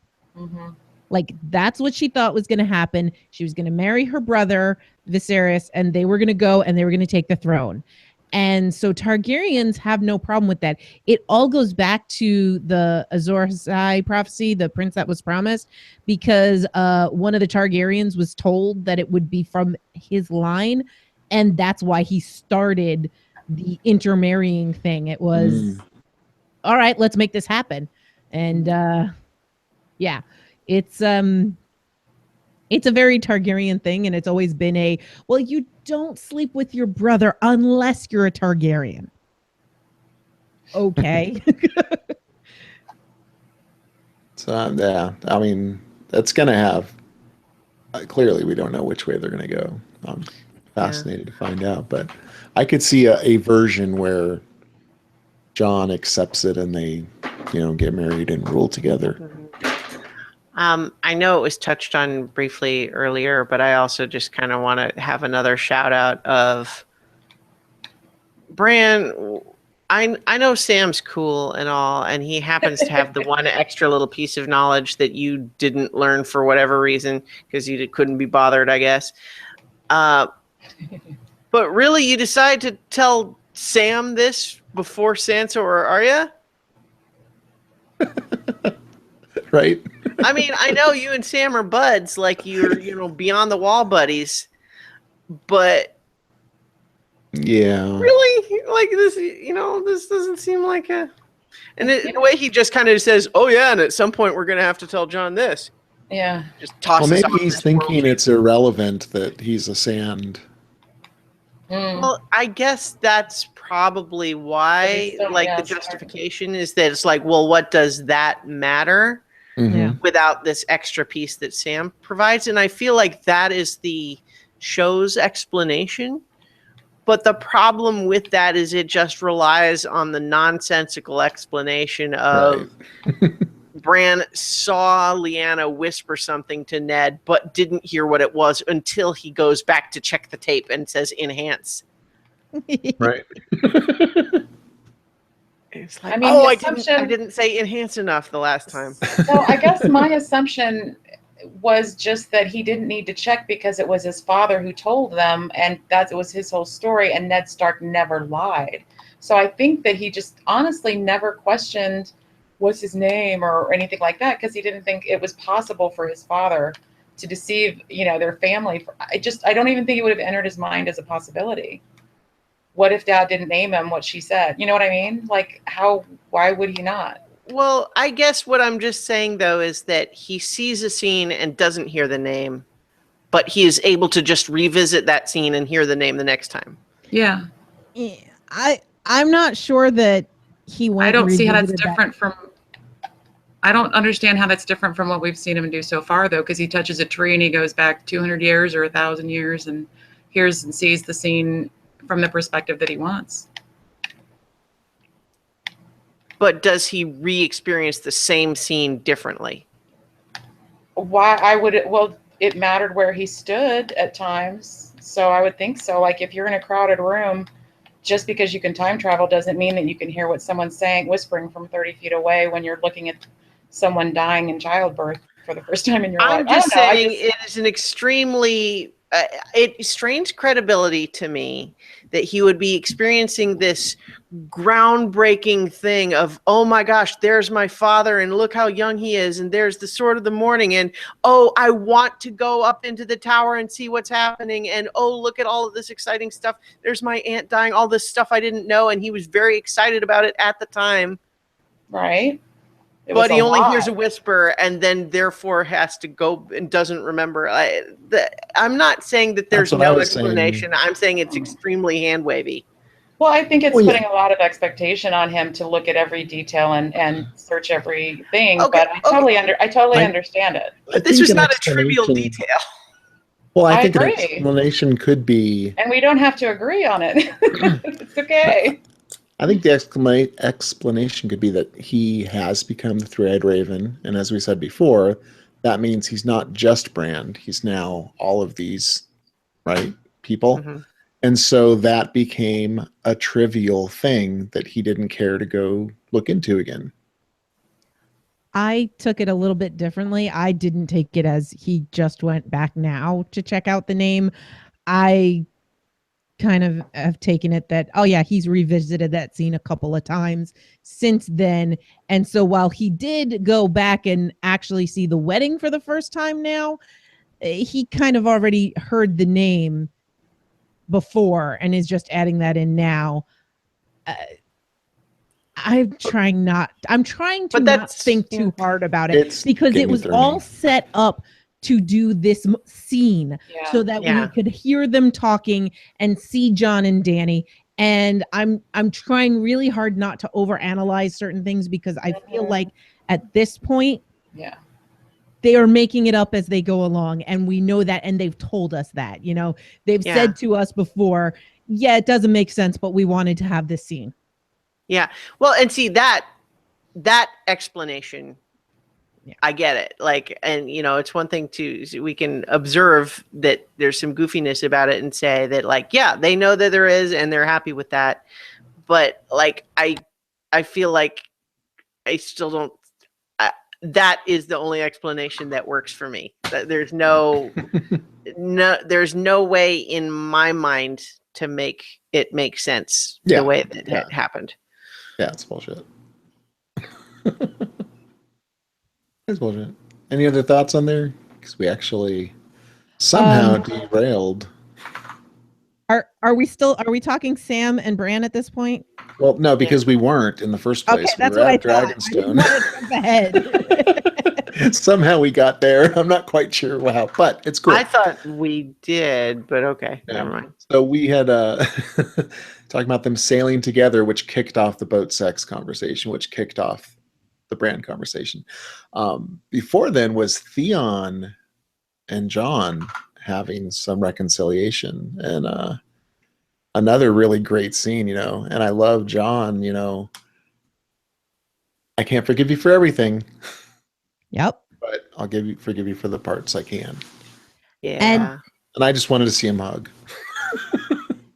Jon's talk to Theon was one of the few times that adoption is explained properly on the screen.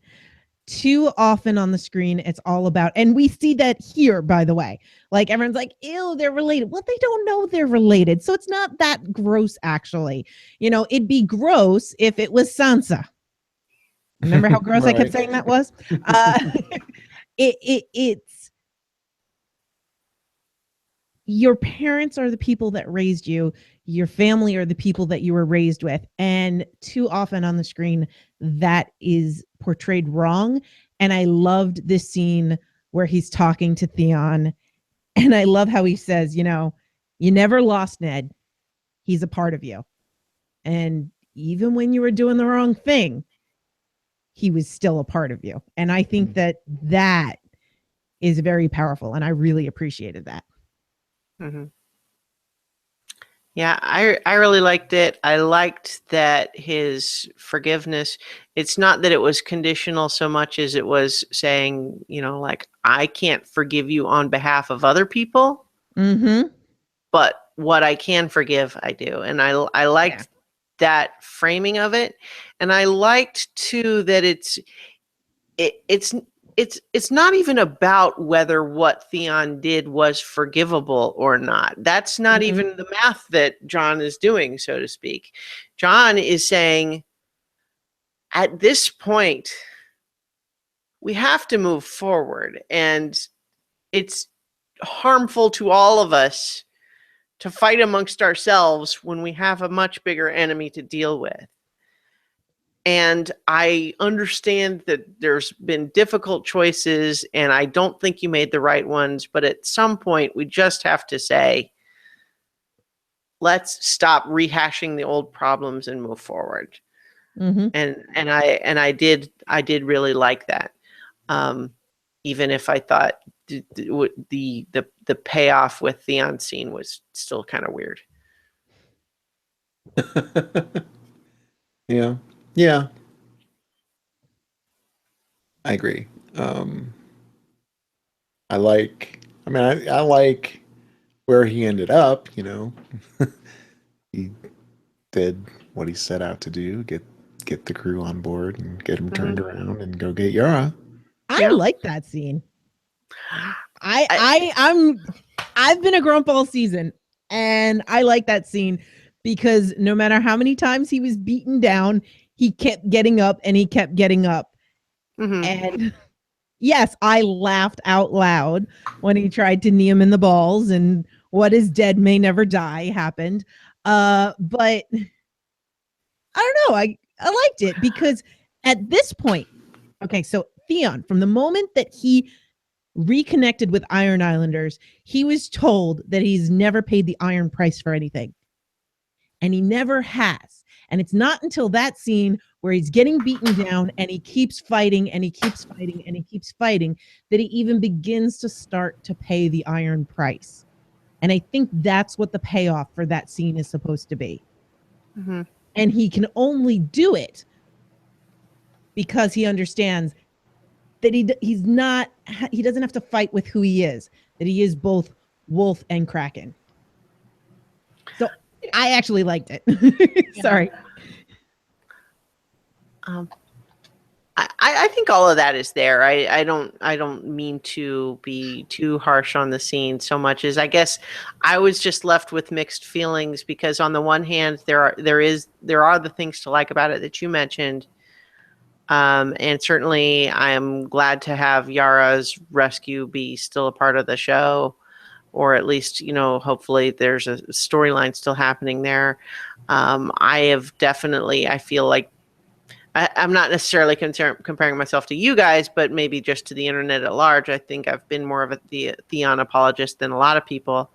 But I guess I just felt weird that his moment of triumph is he's going to go beat up a guy and then kill him and then go onto his ship bloody, and that's the moment of triumph. And like he's learned everything he needed to know to get beat up and then kill a guy with a rock. But that's their way. He paid the iron price, right? Yeah. Yeah, but isn't the whole lesson supposed to be that way is not the good way? Well, but I mean, it's like the whole. But he's doing it for a good reason. I feel like Danny, he's embracing his different aspects, and I thought it was very cheesy, and I thought the repeated kneeing in where his boy parts should have been was a little too corny, but I totally get it. I do think that is there like a ship passing or something? Yeah, it was weird feedback. Our son is home from work and he's opening the garage door, which is directly beneath me. Yeah, that makes sense. So I am not having tremendous gas if that's what it sounds like. I was hoping I could talk louder than it. I apologize. It'll happen again in 30 seconds. As he closes it, yes. I'm sitting here going, that sounds like a ship's horn, but it's going way too long. And no one's reacting. Excuse me. Pardon me. Yeah. No, I feel like this is more of a continuation of a redemption story for Theon. I think that his big moment was leaping off the wall with Sansa. I think everything since that's been building, and I think the pep talk he got from Jon of you don't have to be one or the other. You're both because you have both influencing you. Yeah, that's convenient for later for Jon, but I think that it's something that Theon needed. And whether it's pointless for him to try and go save Yara or not, I think just the fact that he is doing something that would make Ned Stark proud is enough for him. Mm-hmm. That's just me. Yeah. Anything else? So I don't know. Yeah, I guess I'm repeating myself maybe, but just I liked parts of the scene. I liked elements of it, and it was really just a matter of it return. It's a little bit more of the tropey type of storytelling, right? Where the way for a man to triumph is by showing he can take a punch and give a punch, and then everybody respects him, and we win. As opposed to feeling like, and it's this idea that somehow being able to go win on their terms was the victory, when I thought that the whole storyline for him was to try to discover that that's where he went wrong, is by trying to play on their terms when that's not who he is. Yeah. So for him to take his catharsis to say, you're a Kraken and a wolf, you're a Greyjoy and a Stark, and for him to take that and say, all right, so I'm going to go act like the Iron Islanders do now. Yeah. Yeah, I can see that. It was not a big complaint. It was more just a matter of me feeling a little bit conflicted is all. Yeah, it's a continuation of the dragon. Why are we happy that she's going to be a dragon, right? Yeah. Sorry. Here it goes. Dang it, I meant to mute. I'm sorry. I spaced. So the Excuse the next set of scenes we've already pretty much talked about. Court scene.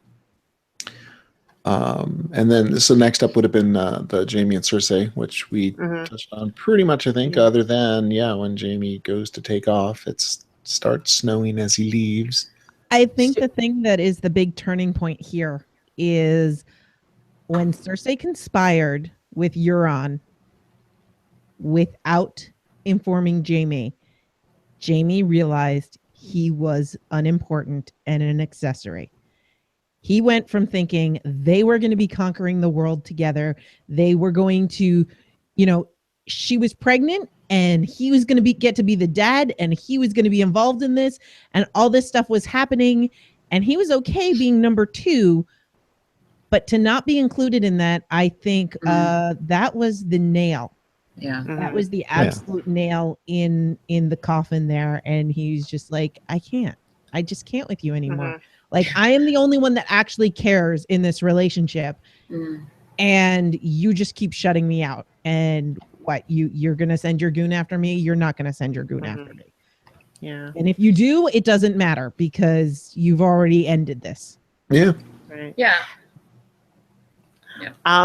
And I liked a lot of that. And, we kind of already talked a little bit about my issue wherein I didn't want Jamie to die, but I think it weakens Cersei's character to make the threat twice and not follow through either time. Yep. Right.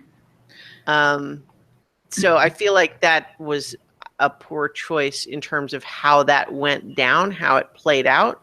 Like, I feel like you could have the same scene told a slightly different way where I wouldn't have had the issue. Yeah. Your alternate was perfect. You're not going to do it. Yeah. So I have a question that since we've kind of already talked about this before, so I had a question and I wasn't going to bring it up, but I really want to know what you guys think. When they had the scene with Tyrion, and again, I believe with Jamie, they focused on it, but it wasn't as visible. The sword on Sir Gregor's hip, is it Valyrian? Yes. Okay. So, I believe, now I could be wrong, but I do believe that is the other half of ice. Okay. Because it makes sense for him to get it. Yeah, Brienne has the one that was given to Jamie. Right. Jamie from Tywin, and Jamie gave it to Brienne. Right. And Joffrey was given the other one, which he was using to like cut open the pigeon pie and stuff. Right. And I believe, I could be wrong, somebody correct me if I'm wrong, that it was then given to Sir Robert, the mountain, because whatever. They focused. It's somehow grown 3 feet. Yeah, well, it scales. It's magic. It's Valyrian, right? It Ravens adapts to fly the user. Because the idea is okay. that ice was so big that they were able to make 2 swords out of it. Right. I just mean Joffrey compared to the mountain and the scale of their hands and all that. Yeah.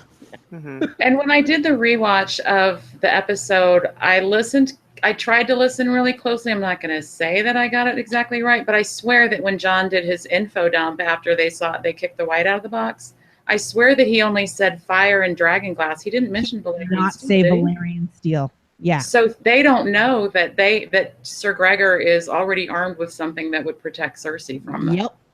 Okay, good. I'm glad they don't know that. I noticed that as well. I was like, when are you going to tell them about Valyrian steel? Yeah. Okay. All right. Cool. Thanks.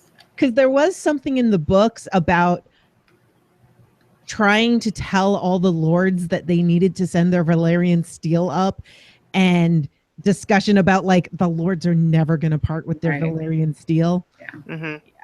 But I figured in the arena, there's so few Valyrian steel weapons that it wasn't worth mentioning. I think each of the great houses had one, didn't they, at one point, and then they just kind of like fell away, like Longclaw being with the Stark child, or well, technically Stark Targaryen child rather than a Mormont and all that. Yeah, there was many great houses had them, and it was one of the things that Tywin had always wanted one. Yeah. But the Lannisters are not an ancient house. Right. So they haven't had one. So the only way that they got their hands on Valyrian steel was when they killed Ned Stark and they got to take ice. That's so Lannister. That's like, it's a very big thing. In the chat, Scott says, I thought Jamie's talk earlier with Brienne had some part in Jamie walking out too. Yeah, I think that's just that just added some fuel. And Paulette says, I was surprised that he left and he didn't take some of the army with him. Yeah, I was surprised he seemed to be on his own. No Braun, no nothing. Yeah, I don't know about Braun. Like, I could have seen him going with Braun, but I definitely, the way it all played out, I think that, first of all, even if he didn't believe that Cersei was going to kill him there in that room, there's no way she's letting him leave with any of the army. Yeah, don't waste him. Just get out. There's sibling treason, and then there's army-related treason. Well, so, and as far as the conversation with Brienne, I mean, I feel like there was a whole lot of reasons to leave Cersei, and the only reason to stay was this feeling that, like, well, but they're in it together, and so that's why I agree that that key moment of, oh, she does not have my back here. Yep. I think is what finally allowed the accumulated weight of all of the other reasons to finally win the day. One question that I had for you guys, and want to see what you thought, because I had one reaction immediately during the scene and another, and I've been questioning my initial reaction, which is just to say,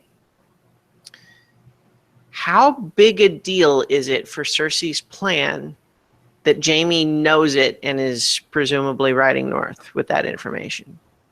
Like, does she care that he might tell everybody what's going on? Or does she feel like by the time he could tell anybody, it would be too late for them to do anything about it? Yeah, that's probably, I mean, that's kind of where my mind went with it, but I didn't think. Go ahead. I don't think it would enter her mind that he would betray her at that level. That, he's going to go up north and he's going to try to do what he can to fight the dead for their child. And it's not in his child's best interest for him to give the enemy secrets. Yeah. Like, I don't expect him to be on Team Dragon against his sister when they get back from the north. Not until he spends more time with Brienne, at least. Yeah. Then John. It's true that what he was saying to Cersei in terms of his oath that he was taking seriously was that he would ride north to help with fighting the army of the dead. So it is possible that he might decide not to tell them the rest of that plan, although for my mind it makes I like, how do you not tell them? Like, if you're actually helping them, you need to not let them think that they have an ally at their back when it's really a dagger.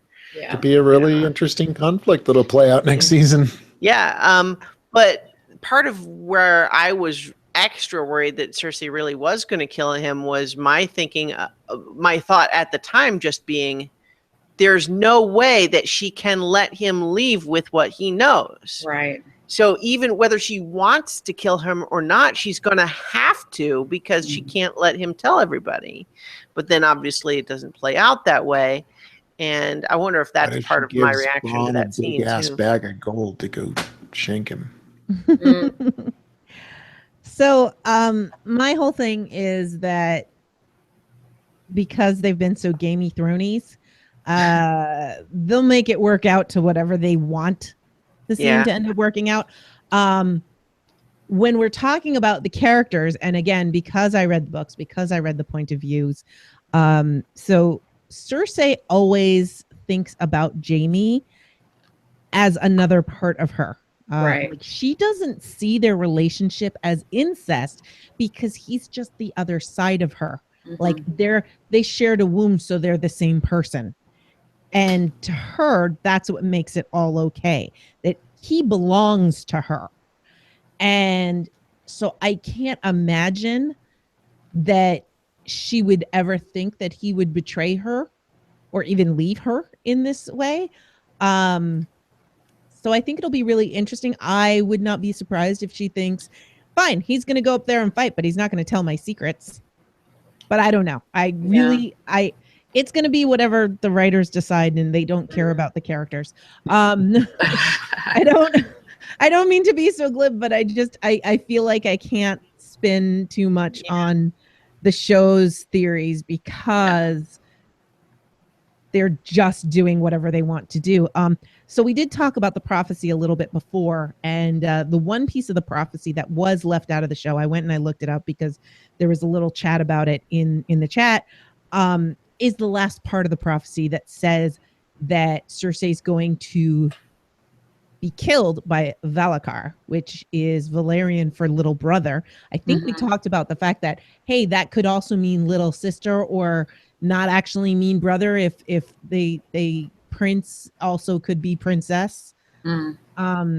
Anyway, so the big fan theory has always been, you know, is it going to be Jaime or is it going to be Tyrion? And that Cersei always believed it would be Tyrion that would be the one to kill her. And a lot of fans are like, Jaime, just kill her, choke her, choke her, choke her. Because in the prophecy, it says, and when your tears have drowned you, the Valonqar shall wrap his hands about your pale white throat and choke the life from you. And then all of a sudden, when I was reading that tonight, I was like, your pale white throat, you say? White? Wow. Cersei be turned, maybe? Anyway, crazy crackpot theories, but it could be fun because I could totally see her turning and then Jaime having to kill her. Although if she's a white, then just strangling her is not actually going to do any good. Yeah, well, maybe not. That may be step one. True. So I think the poetic justice would be that she really is pregnant and she dies in childbirth and it's a dwarf. Oh, Oh, yeah. that would be the best situation for the dwarf. Yeah, I think that I think that would be an interesting direction to go. Well, and that's another theory that people have said. It's because the prophecy says she will have 3 children, all who have crowns of gold. And if she's pregnant with a 4th, then she won't actually have that child because she'll die in childbirth is a lot of fans' theories. So Or it's that's a fun just not blonde. Well, yes. You'll have 3 blondes and a brunette. Oh, don't get Jon Snow with your analysis now. Come on now, don't cut right through the bullshit. This is what we've been living on for 20 years. Well, and that's the other thing is in the books, it's very unlikely that if she is pregnant, that it's Jaime. So, yeah, there's oh no, that sounds like a spoiler. So stop right there, because Well, you know no, it's not a spoiler. At this point, though, you really can't even compare the 2 storylines. Yeah. It's so. Oh, but I different got in the yelled at books. for Lady Stoneheart. Okay. Well, who yelled at you? I sure didn't. You were the one that was all over yourself about mentioning her. No, somebody snapped at me for it. I Somebody said, remember "Great you job." snapping at yourself. Okay. No, Nettie called her out. I just said, oh, okay, we're talking about Lady Stoneheart, Ben. It was joking. Just saying, that can of worms, that's been out there for years. And if we're going to talk book speculation, let's open that can of worms again. So anyway, yeah, so there's lots of speculation there, which who knows what they're going to do. Yeah. It'll be what they want. Yeah. But honestly, that's the fun of it, is talking about where they might go, because it's so unrelated to the books. There is so much that's so different. Oh, yeah. That we all know that this isn't George's story that we're getting on TV anymore. Yeah. It's just inspired by at this point. I think that this season of all makes that very evident. Yeah. And I don't Like blame when them. they They're try to- producers. It's like when they try to milk a movie soundtrack and they release the second one. Songs inspired by Right, Spider-Man exactly. 3 or whatever. That's where we are in the series. So let's start heading north again. There was one little scene in Winterfell with Sansa and Arya after the deed's been done, which it's a nice little bow. Yeah, we touched on that a little bit, but yeah, it was nice to kind of have the the come around again on, like, okay, yeah, we argued, you're still weird, you're still prissy, and but we're united. Yeah. Which was good after all that we saw, and we didn't know what the heck that was going to shake out to be. Yeah. This scene, the trial scene, when they stab, when Arya stabs Littlefinger, all of these have the meme of Ned Stark, you're doing great, sweetie. Yeah. Yep. Yeah. Good girl. Those are my girls. So proud. So let's head up to Eastwatch. The final scene of Wait, we the didn't season. we didn't talk about Bran and Sam. I mean, we touched on it, but there Well, are if there's a couple of anything else things. there. Okay, here's why we talked about that earlier. It was because we talked about John and Danny on the boat, Yeah. which is literally intercut with Bran and Sam Right. in the episode. So that's Mhm. the same scene. That's why we So talked go ahead, about Nutty. it earlier. Go ahead, All right, Nutty. so You've there been are a waiting. couple of things, like You've been so Sam, patient. which is adorable. And the other, I totally thought it was Harry Lloyd playing Rhaegar, but it Who? wasn't. Who's Harry The guy Lloyd? that played Viserys. Oh, No. It did look very similar, and I thought He that was a wasn't. weird choice. I'm glad they Anywhere did near that not. pretty. Well, I mean, they all look the same. I'm glad they didn't have the same actor play it because that would have been. I mean, it was, you know, they all have the silver hair, and that was enough. And then I saw someone else complaining they should have blown the money. They got the money to get Ed Sheeran, but not Orlando Bloom. That's who they should have had to play Rhaegar. And I'm like, we don't need Orlando Bloom, honey. No. This is a story of ice and fire. We don't have to go for that. We got the story. Yeah. Not needed. Yeah, it's a Welsh actor named Will Scolding, and it was apparently a very hush hush thing. But I really thought it was the guy that was playing Viserys. I mean, he looks so much like him, but I'm pretty sure they just had him share the same wig. And when go ahead. I was just going to say I mostly agree with you, just in the sense that I didn't necessarily think it was the same guy, Right. but the thought that I had is, why would they choose someone who looks so much like the other guy that we didn't like, when the framing for Rhaegar at this point is that he seems like he was actually maybe a cool guy. Yeah. So why would they deliberately cast someone and then dress him and then put the wig on him that makes him look so much like the guy we hated? Well, what would they made him Weird look like and choice. still had him look like a Targaryen, though? Because that's what Targaryens Well, look could like. have a guy that doesn't have a very similar face shape and very similar hair. Like, it's one thing to have the white hair. It doesn't have to be styled exactly like Viserys's was on a guy with a facial shape very much like Viserys. Could have just had him be like a taller, beefier guy for one. Yeah.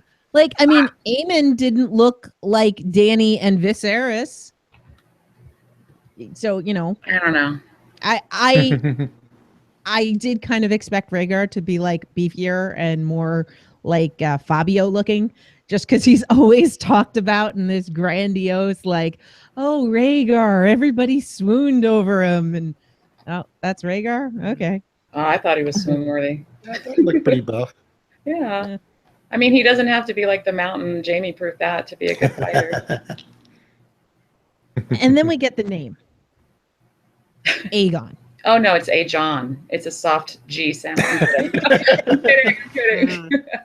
I threw my hands up. I was like, really? Yeah. -1 point from Targaryens, because Aegon, really? Like 17th of his name, by the way, because there have been so many freaking Aegons. Wasn't Rhaegar's son with his other wife supposed to be Aegon? Yeah. That's The baby that was killed by the mountain? Mm-hmm. I mean, you guys know about you guys have to know about the fan theory that, what was I going to say? That, oh God, it just left me. Never mind. I'm going to shut up and try and pretend like I didn't do that. Interrupt you. Go ahead. And after reflection, I realized they are combining they may be, I could be wrong, but they may be combining a storyline from Dance with Dragons with John's storyline here. And Yeah. I don't roll. know. They're all over the place. It's I'm so upset about the name. I'm like, ugh. Yeah, it was. Oh, okay. So there was a theory that I read about where Rhaegar, you talked about how they were convinced that it was going to be a Targaryen that was going to be Azorus. I can't pronounce it right. Azorus Ahai. Yeah. And that Rhaegar. Promised, yep. Yeah. So Rhaegar was determined. He was positive so there's a theory, again, I don't know if this is true or read it or fact or anything like that, but there's a theory that he was obsessed with the fact that this child would be Azor Ahai. So maybe that's why she named it that, because there was some prophetic weight to it in their mind, even if it turns out to be like wrong. They're wrong about Targaryens, having that well, product. I think the bigger issue to my mind, at least, so the show is obviously its own animal, right? Right. But within the context of the already established world building, Rhaegar literally already had a son named Aegon Targaryen. Right. Yeah. Like and it was a baby. Yeah. Right. So, that's a part of it, is that he thought that not his other children, but this child with Lyanna was going to be, and that's why he became so obsessed with that. And again, I don't know if it bears out or anything in the books. I'm just grasping at straws as why they would name him Aegon. Is there any, Aegon the Conqueror, okay, name Aegon is a fine name, but now he literally has two sons, both named Aegon Targaryen. Yeah. And they're like within a year of each other. Right. Yeah. That's weird. That's all we're saying. George Foreman has 6 sons named George Foreman. I don't know. I don't know. Guys do weird stuff with their kids' names. But see, the thing is, like, there is the only possible answer in this case is that the writers of the show didn't care. They figured most people wouldn't remember that. Yeah. Shit. Well, if they think that, then they are just not paying attention to us. But Ding, ding, ding, ding, ding. just don't care. Yeah. But they give us so much yummy candy. How do they Just not know enough. us? Just enough to let them slip Aegon by. Oh, they won't mind. We gave them that scene with Littlefinger. And it occurs to me, I don't know if the show ever named the baby. I'm pretty sure they did with Oberyn. He was very like. Well, he certainly was talking about his sister and who was the mother and the baby, but I don't know if they named the baby.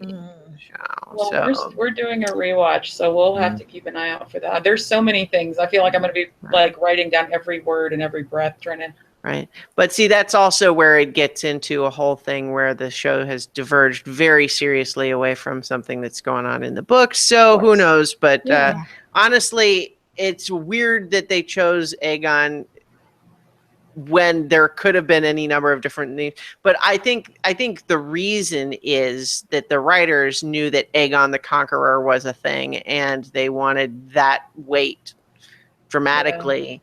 And so they wanted that piece of it and figured that not enough people would care about the double name to make it matter. They would rather have what they wanted for the name and figure nobody else cares. Yeah. According to the show wiki, not the book wiki, it is listed that his children, that his son is Aegon. So you'll have to tell us if it's explicitly mentioned, but usually they don't put anything in this. Well, usually they don't put anything in the wiki unless it's been on screen. So we'll see. Anyway, -1 point from Gryffindor. Lack of imagination. Yes. Now, can we head to Eastwatch? No. What? No? Yes. You guys are killing me right now. I'm literally falling asleep right now. How many people think you're going to be pregnant now? The show takes as long as it takes. Always has. I know. I'm just saying. How many people think Dany's pregnant now? Absolutely. Oh, I don't. 100%. It Probably. feels like it has to, right? Probably she is. I mean, they'll probably, it's going to be a whole thing. It is. In a month, she'll shit a dragon egg. Yeah. It is literally the only possible reason for John and her to have had that conversation earlier in the episode. I can't have children. Hold my beer. I'll prove you wrong. Pod's not the only one with the magic. Anyway. Yeah. Another one of the funny memes I saw was Danny. Who was Danny talking to? I think Tyrion. Danny's saying, "Do you know how you know when winter's coming? You get 6 inches of snow." Oh. I almost thought it's like, so John did get to ride a dragon. Right? That was the other one. Come for the dragon glass, stay for the dragon ass. Shoot. Paulette says the magic seat of the north. One last note I had, and I think it's because it's part of the transition. We see Ravens over Winterfell, and then we see Ravens over Eastwatch, and it was there's been a lot of Ravens over Winterfell these days, and yeah, I think Bran's in a lot of those Ravens. Oh yeah, that was. Yeah. I mean, that's the implication I took, was that Bran was seeing what was happening in Eastwatch. Yeah. Or would see it once it, because that was the beginning of the scene. But yeah, we're in Eastwatch. Chooch, start talking. Go. Oh yeah. Eastwatch. So Sorry. Sigh. Scott just brought this up. What's with the look that Tyrion had when John wanted to Oh, do yeah. Creepy I McCreepy. it's That is just worth discussion. fear that he is going to tweak Danny's mind away from what's important. her mind. I think it should be the opposite. So there's a lot of speculation about other things and what it could mean, but from what we've seen on the show, I agree with Chooch. Yeah. There's other storylines from the books that people are talking about and speculating other things, but based on what we've seen in the show, on the TV show, I think that it's exactly what Chooch said. I think it was like, oh snap, this is not going to be good for our strategy. Yeah, I hope that's what it is. I don't want a storyline where Tyrion is yet another hanger-on that falls in love with Dany and can't have her. Yeah. No. And I don't want that for Tyrion. I will say, though, that even if the answer is what you suggested, Chooch, I feel like the show could have been more clear. Yeah. Because as it happened, just having him look generically concerned didn't seem... Well, it just like implies that people know what's happening, and it's not Yeah. secret. So Yeah. some people, what was it? Teal Wolf says, is it just so that he is aware of it and that he can tell someone? And I know, I can't remember who said it earlier. Does it have to do with what he promised Cersei? Is this ruining plans? Things like that. Yeah, Like maybe I'll keep them away from each other or something like that. Who knows? Yeah. I don't know. Well, he ain't keeping her promise either, so he ain't tied to nothing. But definitely made it muddy. Tyrion's being a creeper. That's what I say. That's just, it looked very creeper. It was worse than Tormund with Brienne. It was like, dude, this is crossing a big line. Even though you're the hand and you're supposed to know and wipe her ass and all that stuff, still. They and it's one thing if they wanted to have just a quick cut of him seeing and realizing, that's one thing. Yeah. But they had several shots of him not only seeing but hanging out in the hallway. Yep. And that's I think what made it look creeper as opposed to just the idea of, oh no, Tyrion knows about it and he isn't happy, versus he's going to stand there looking concerned for a while. And why couldn't it have been Jorah? That would have been more expected. Why couldn't it have been Jorah, the one standing outside the room? The creeper, yeah. Oh, okay. Yeah, Jorah's great for creeping. Yes. Crying. Yeah. Khaleesi, spurned me again. Yeah. I will Now not. we can go, I promise. Shutting up. Okay. Yes. Right. In the Hard- chat, Mute or say two. anything. Mute or Hard Chooch. line. Tormund and Beric talking on the wall. Are And too the dead expensive. come marching. I didn't even have any notes for what they were talking about. I just knew, you know what's going to happen. And it happened. Yeah. Since season 1, we have heard about 3 horns. We got to actually hear 3 horns. Yeah. Mm-hmm. Yeah, that was it was pretty great. I will say that I think maybe just because it makes me I was wrong in my prediction that I wanted the dragon to breathe ice and not just blue fire. Mm-hmm. But I will acknowledge that Nutty predicted that it would be blue fire, and she was right, and I was wrong. But I wanted it to be ice instead. Would have been so cool if it was ice. True, but you wouldn't So expect it cool to as take down ice. a wall.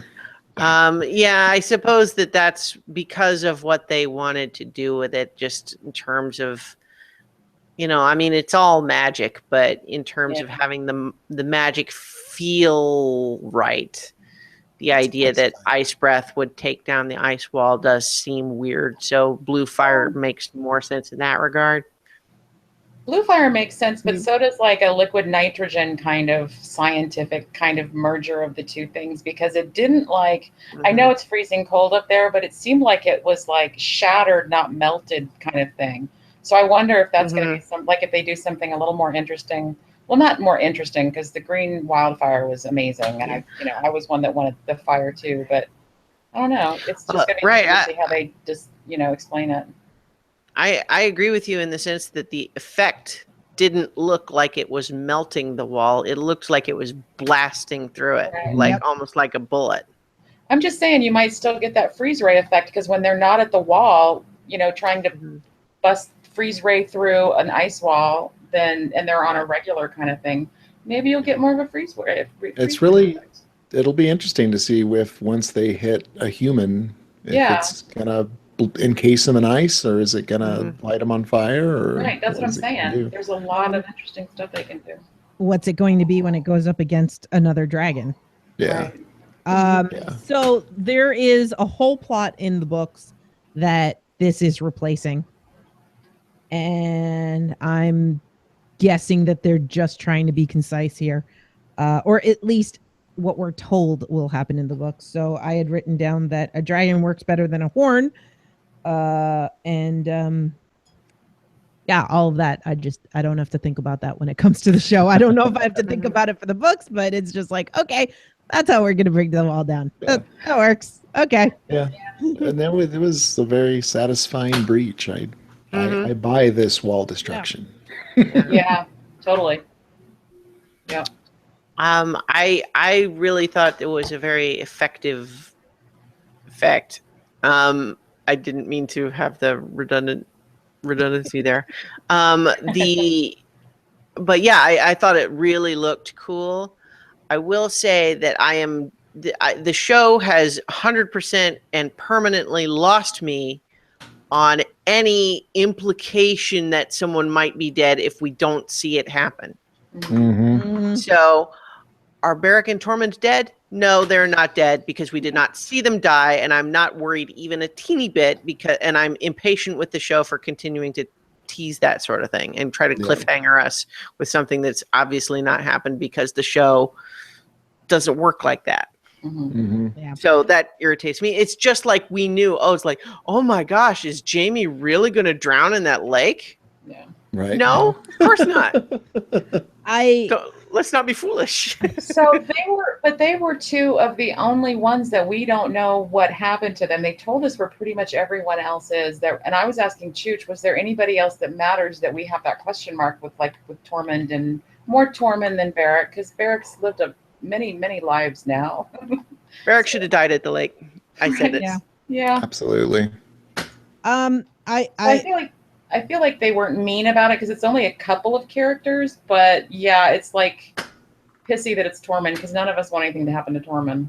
I'm seeing a lot of people getting upset, and they're like, Tormund needs to make monster babies with Brienne. Oh my God, my boyfriend, blah, blah, blah. I'm thinking those two are the expendable people that we said should have died at the lake. And if we come back next season and they're dead, I'm going to be like, all right, whatever. But I still don't feel like there are any stakes. And I'm kind of with Christiana. I'm not worried about them. Yeah. Because people like the characters, and they're just going to keep bringing them back because people like the characters. And it's like, whatever. There's, you're not telling me a good story here when it comes to that. I mean, it has to open with Tormund on a shield, like. Dig himself out of the with the tidal wave. No. He's riding the shield with the. Yeah. Willow style. I do want to correct something. I did not think of Tormund as one of the expendable ones that should have died Right, last week. right, Barrack, right. totally. Thoros, yes. I thought Jorah was going to be the other one that was going to die I last totally week. thought Jorah was dead. But I'm with the people who don't want Tormund to die because we need it, if not for him to end up with Brienne, then at least closing the loop on that storyline.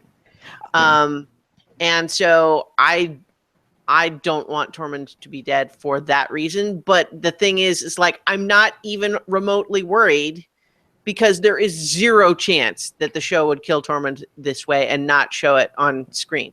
Yeah. Zero.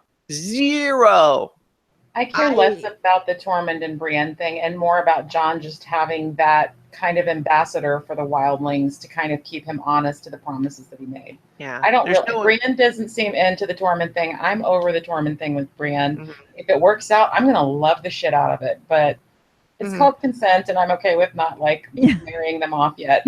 Right. Until she shows some interest. I don't need them to be together. That's not where my love is. Oh, no, my love I know. is his love for her. Yeah. And I too want to see more of that happening. And I want her to realize, no. This guy's legit into you, and he's into you for everything that people have told you is wrong with you. Yeah. I just want her to know that. That's my big thing with this ship. I don't want to see him go because I absolutely love him and I think he is a delight and the actor cracks me up. You need to look at his videos. But I feel like that was kind of an opening where pretty much any other showmaker would have killed them both to really give us some stakes. But after last week, I don't think there are stakes. So, yeah. In the chat, Scott mentioned he heard that inside the episode that they said that they're not dead. We had watched the inside the episode, and I don't recall them saying that at all. And I actually saw an interview with the director, and when he was directly asked, and he's like, "Yeah, what about that? Who knows?" Yeah, whatever. I was hyperventilating. I don't know what the hell happened after that. Now, after the episode thing, I have no idea what they said. I was still breathing funny from the episode itself. Now, the thing is, during the scene, I was worried that they might die, but having their fate left unclear, I am not worried. Right. Because I think if the way this show works now is everything is based on plot points and spectacle. And what that means is characters do not get killed off screen, period. Yep. Yeah. So that is the episode. Shall we rate this bitch? I have a question before we rate it. Go. Yeah. I went to Maps and looked and tried to verify that it is. So did anybody see any kind of a housing settlement or anything when Viserion and the Night King go bursting over the wall and head, like they're over the army is marching over the wall, like what remains of it. They're leaving, north of the wall. They're now in Westeros. Is that Molestown in front of them? Because they're too far from Winterfell, and aren't they? Yeah, no, that wouldn't be Molestown. That wouldn't be Winterfell. It could be a town similar to Molestown. Okay. Yeah. Because I couldn't see another city name, but I kept getting distracted when I was looking too. Yeah, it did look like there was a little city on the horizon. Yeah.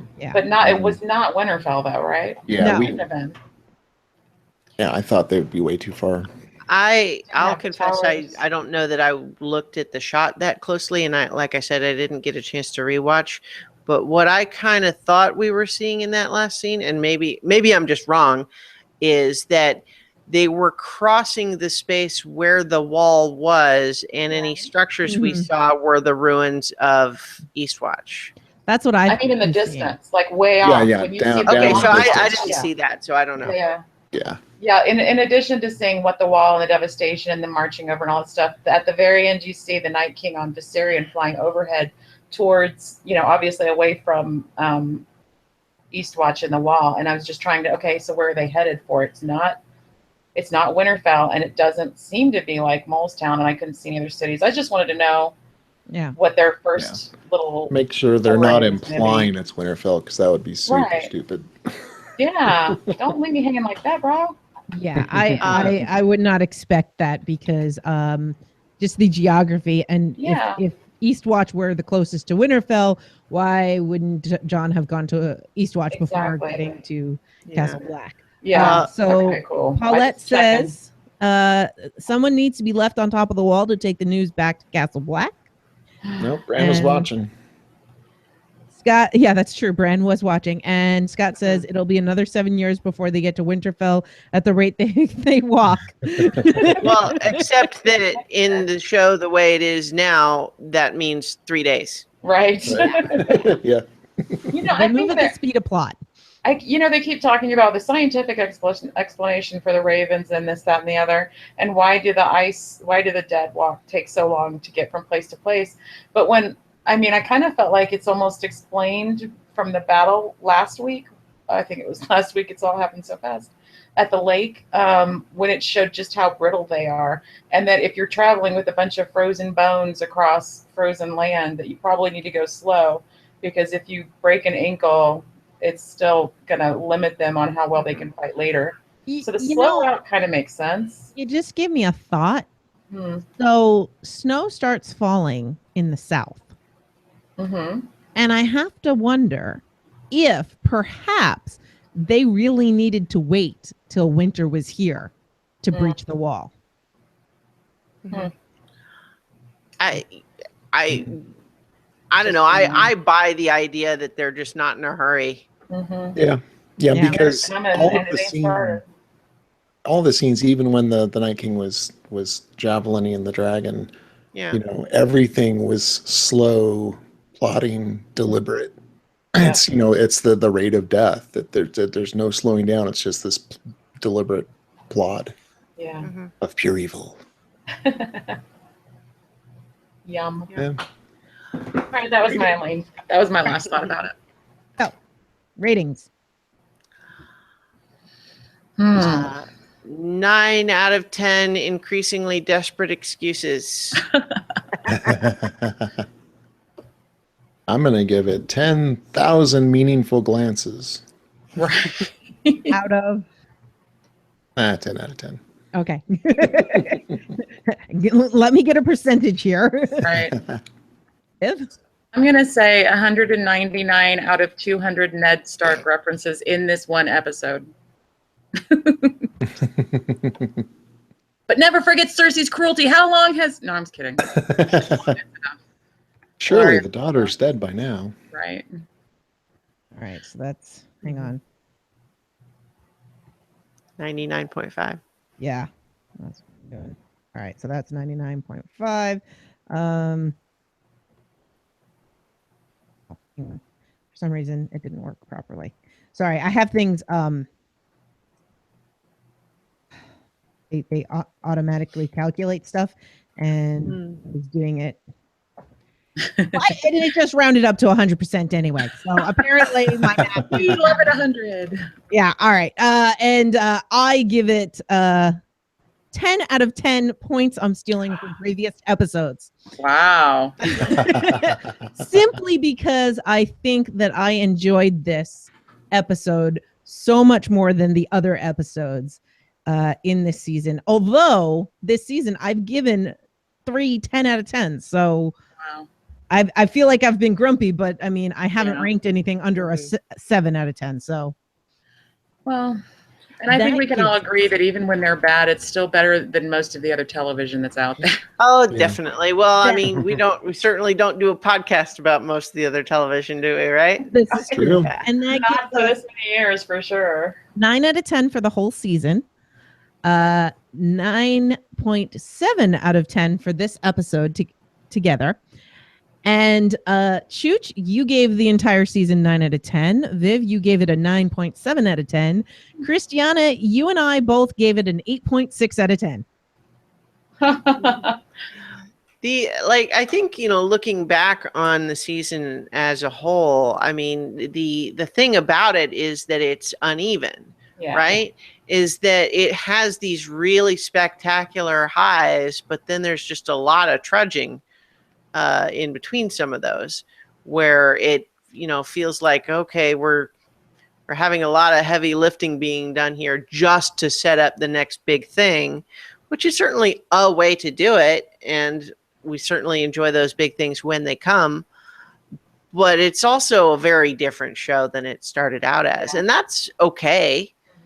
Shows can evolve, and it makes sense why they would in this case, having progressed so far beyond the original source material. But I think it's also worth acknowledging how different it is. Yeah, absolutely. But I'd say that's one of our better ranked seasons, and I'm pretty happy about that. And we've got some ratings in the chat here. We've got Scott says 10 out of 10 Littlefinger lies. And Teal Wolf says 9 out of 10 betrayals speculated. Nice. Yeah, right. Has everyone seen the fan-made trailer, Westeros? No. Okay. Go take a look, or if you want, I can send you a link. But there is a trailer out there for a new spin-off series, and it's called Westeros, and it's Westeros in 2019, like in modern day. Right. Yeah, I heard about it. I hadn't seen it. So you've got, the Lannister Prime Minister. You've got, cars and technology and all of this, and it's very interesting, and I highly recommend you check it out. I would be totally into that. I know it's a fan thing, but it was really neat. Yeah. Sounds cool. Yeah. Cool. Just reminded me whatever happened to School of Thrones. Did they keep carrying on? I remember season 1 too. Yeah. I don't think they continue because I think I know at least the one playing Daenerys, she got busy with the Bear show that you guys like so much. Bears. Yes, and she did the voice for Horizon Zero Dawn, I think is the name of the game. Oh. She does such an amazing job as that character on there. Cool. IMDb says that there are 3 episodes, season 1. Yeah. Then I've seen them all. Yeah, I think so. I think you have. Yeah. 2013. That was just an idle thought. I love Ashley Bush, so I try to follow her career as much as I can. That was a really good one. Yeah. All right, so that's it. That is it. We have talked all about this season we can talk. So now comes the long wait. And I don't know how long it'll be, but when it comes back, we'll be here. We shall return. Thanks everybody for coming along with us. And gotta say one last time, chat room, the season's been just really great. Thank you all for coming in. There will always be a podcaster waiting to podcast. All right. Thanks everybody again, and we will see you sometime.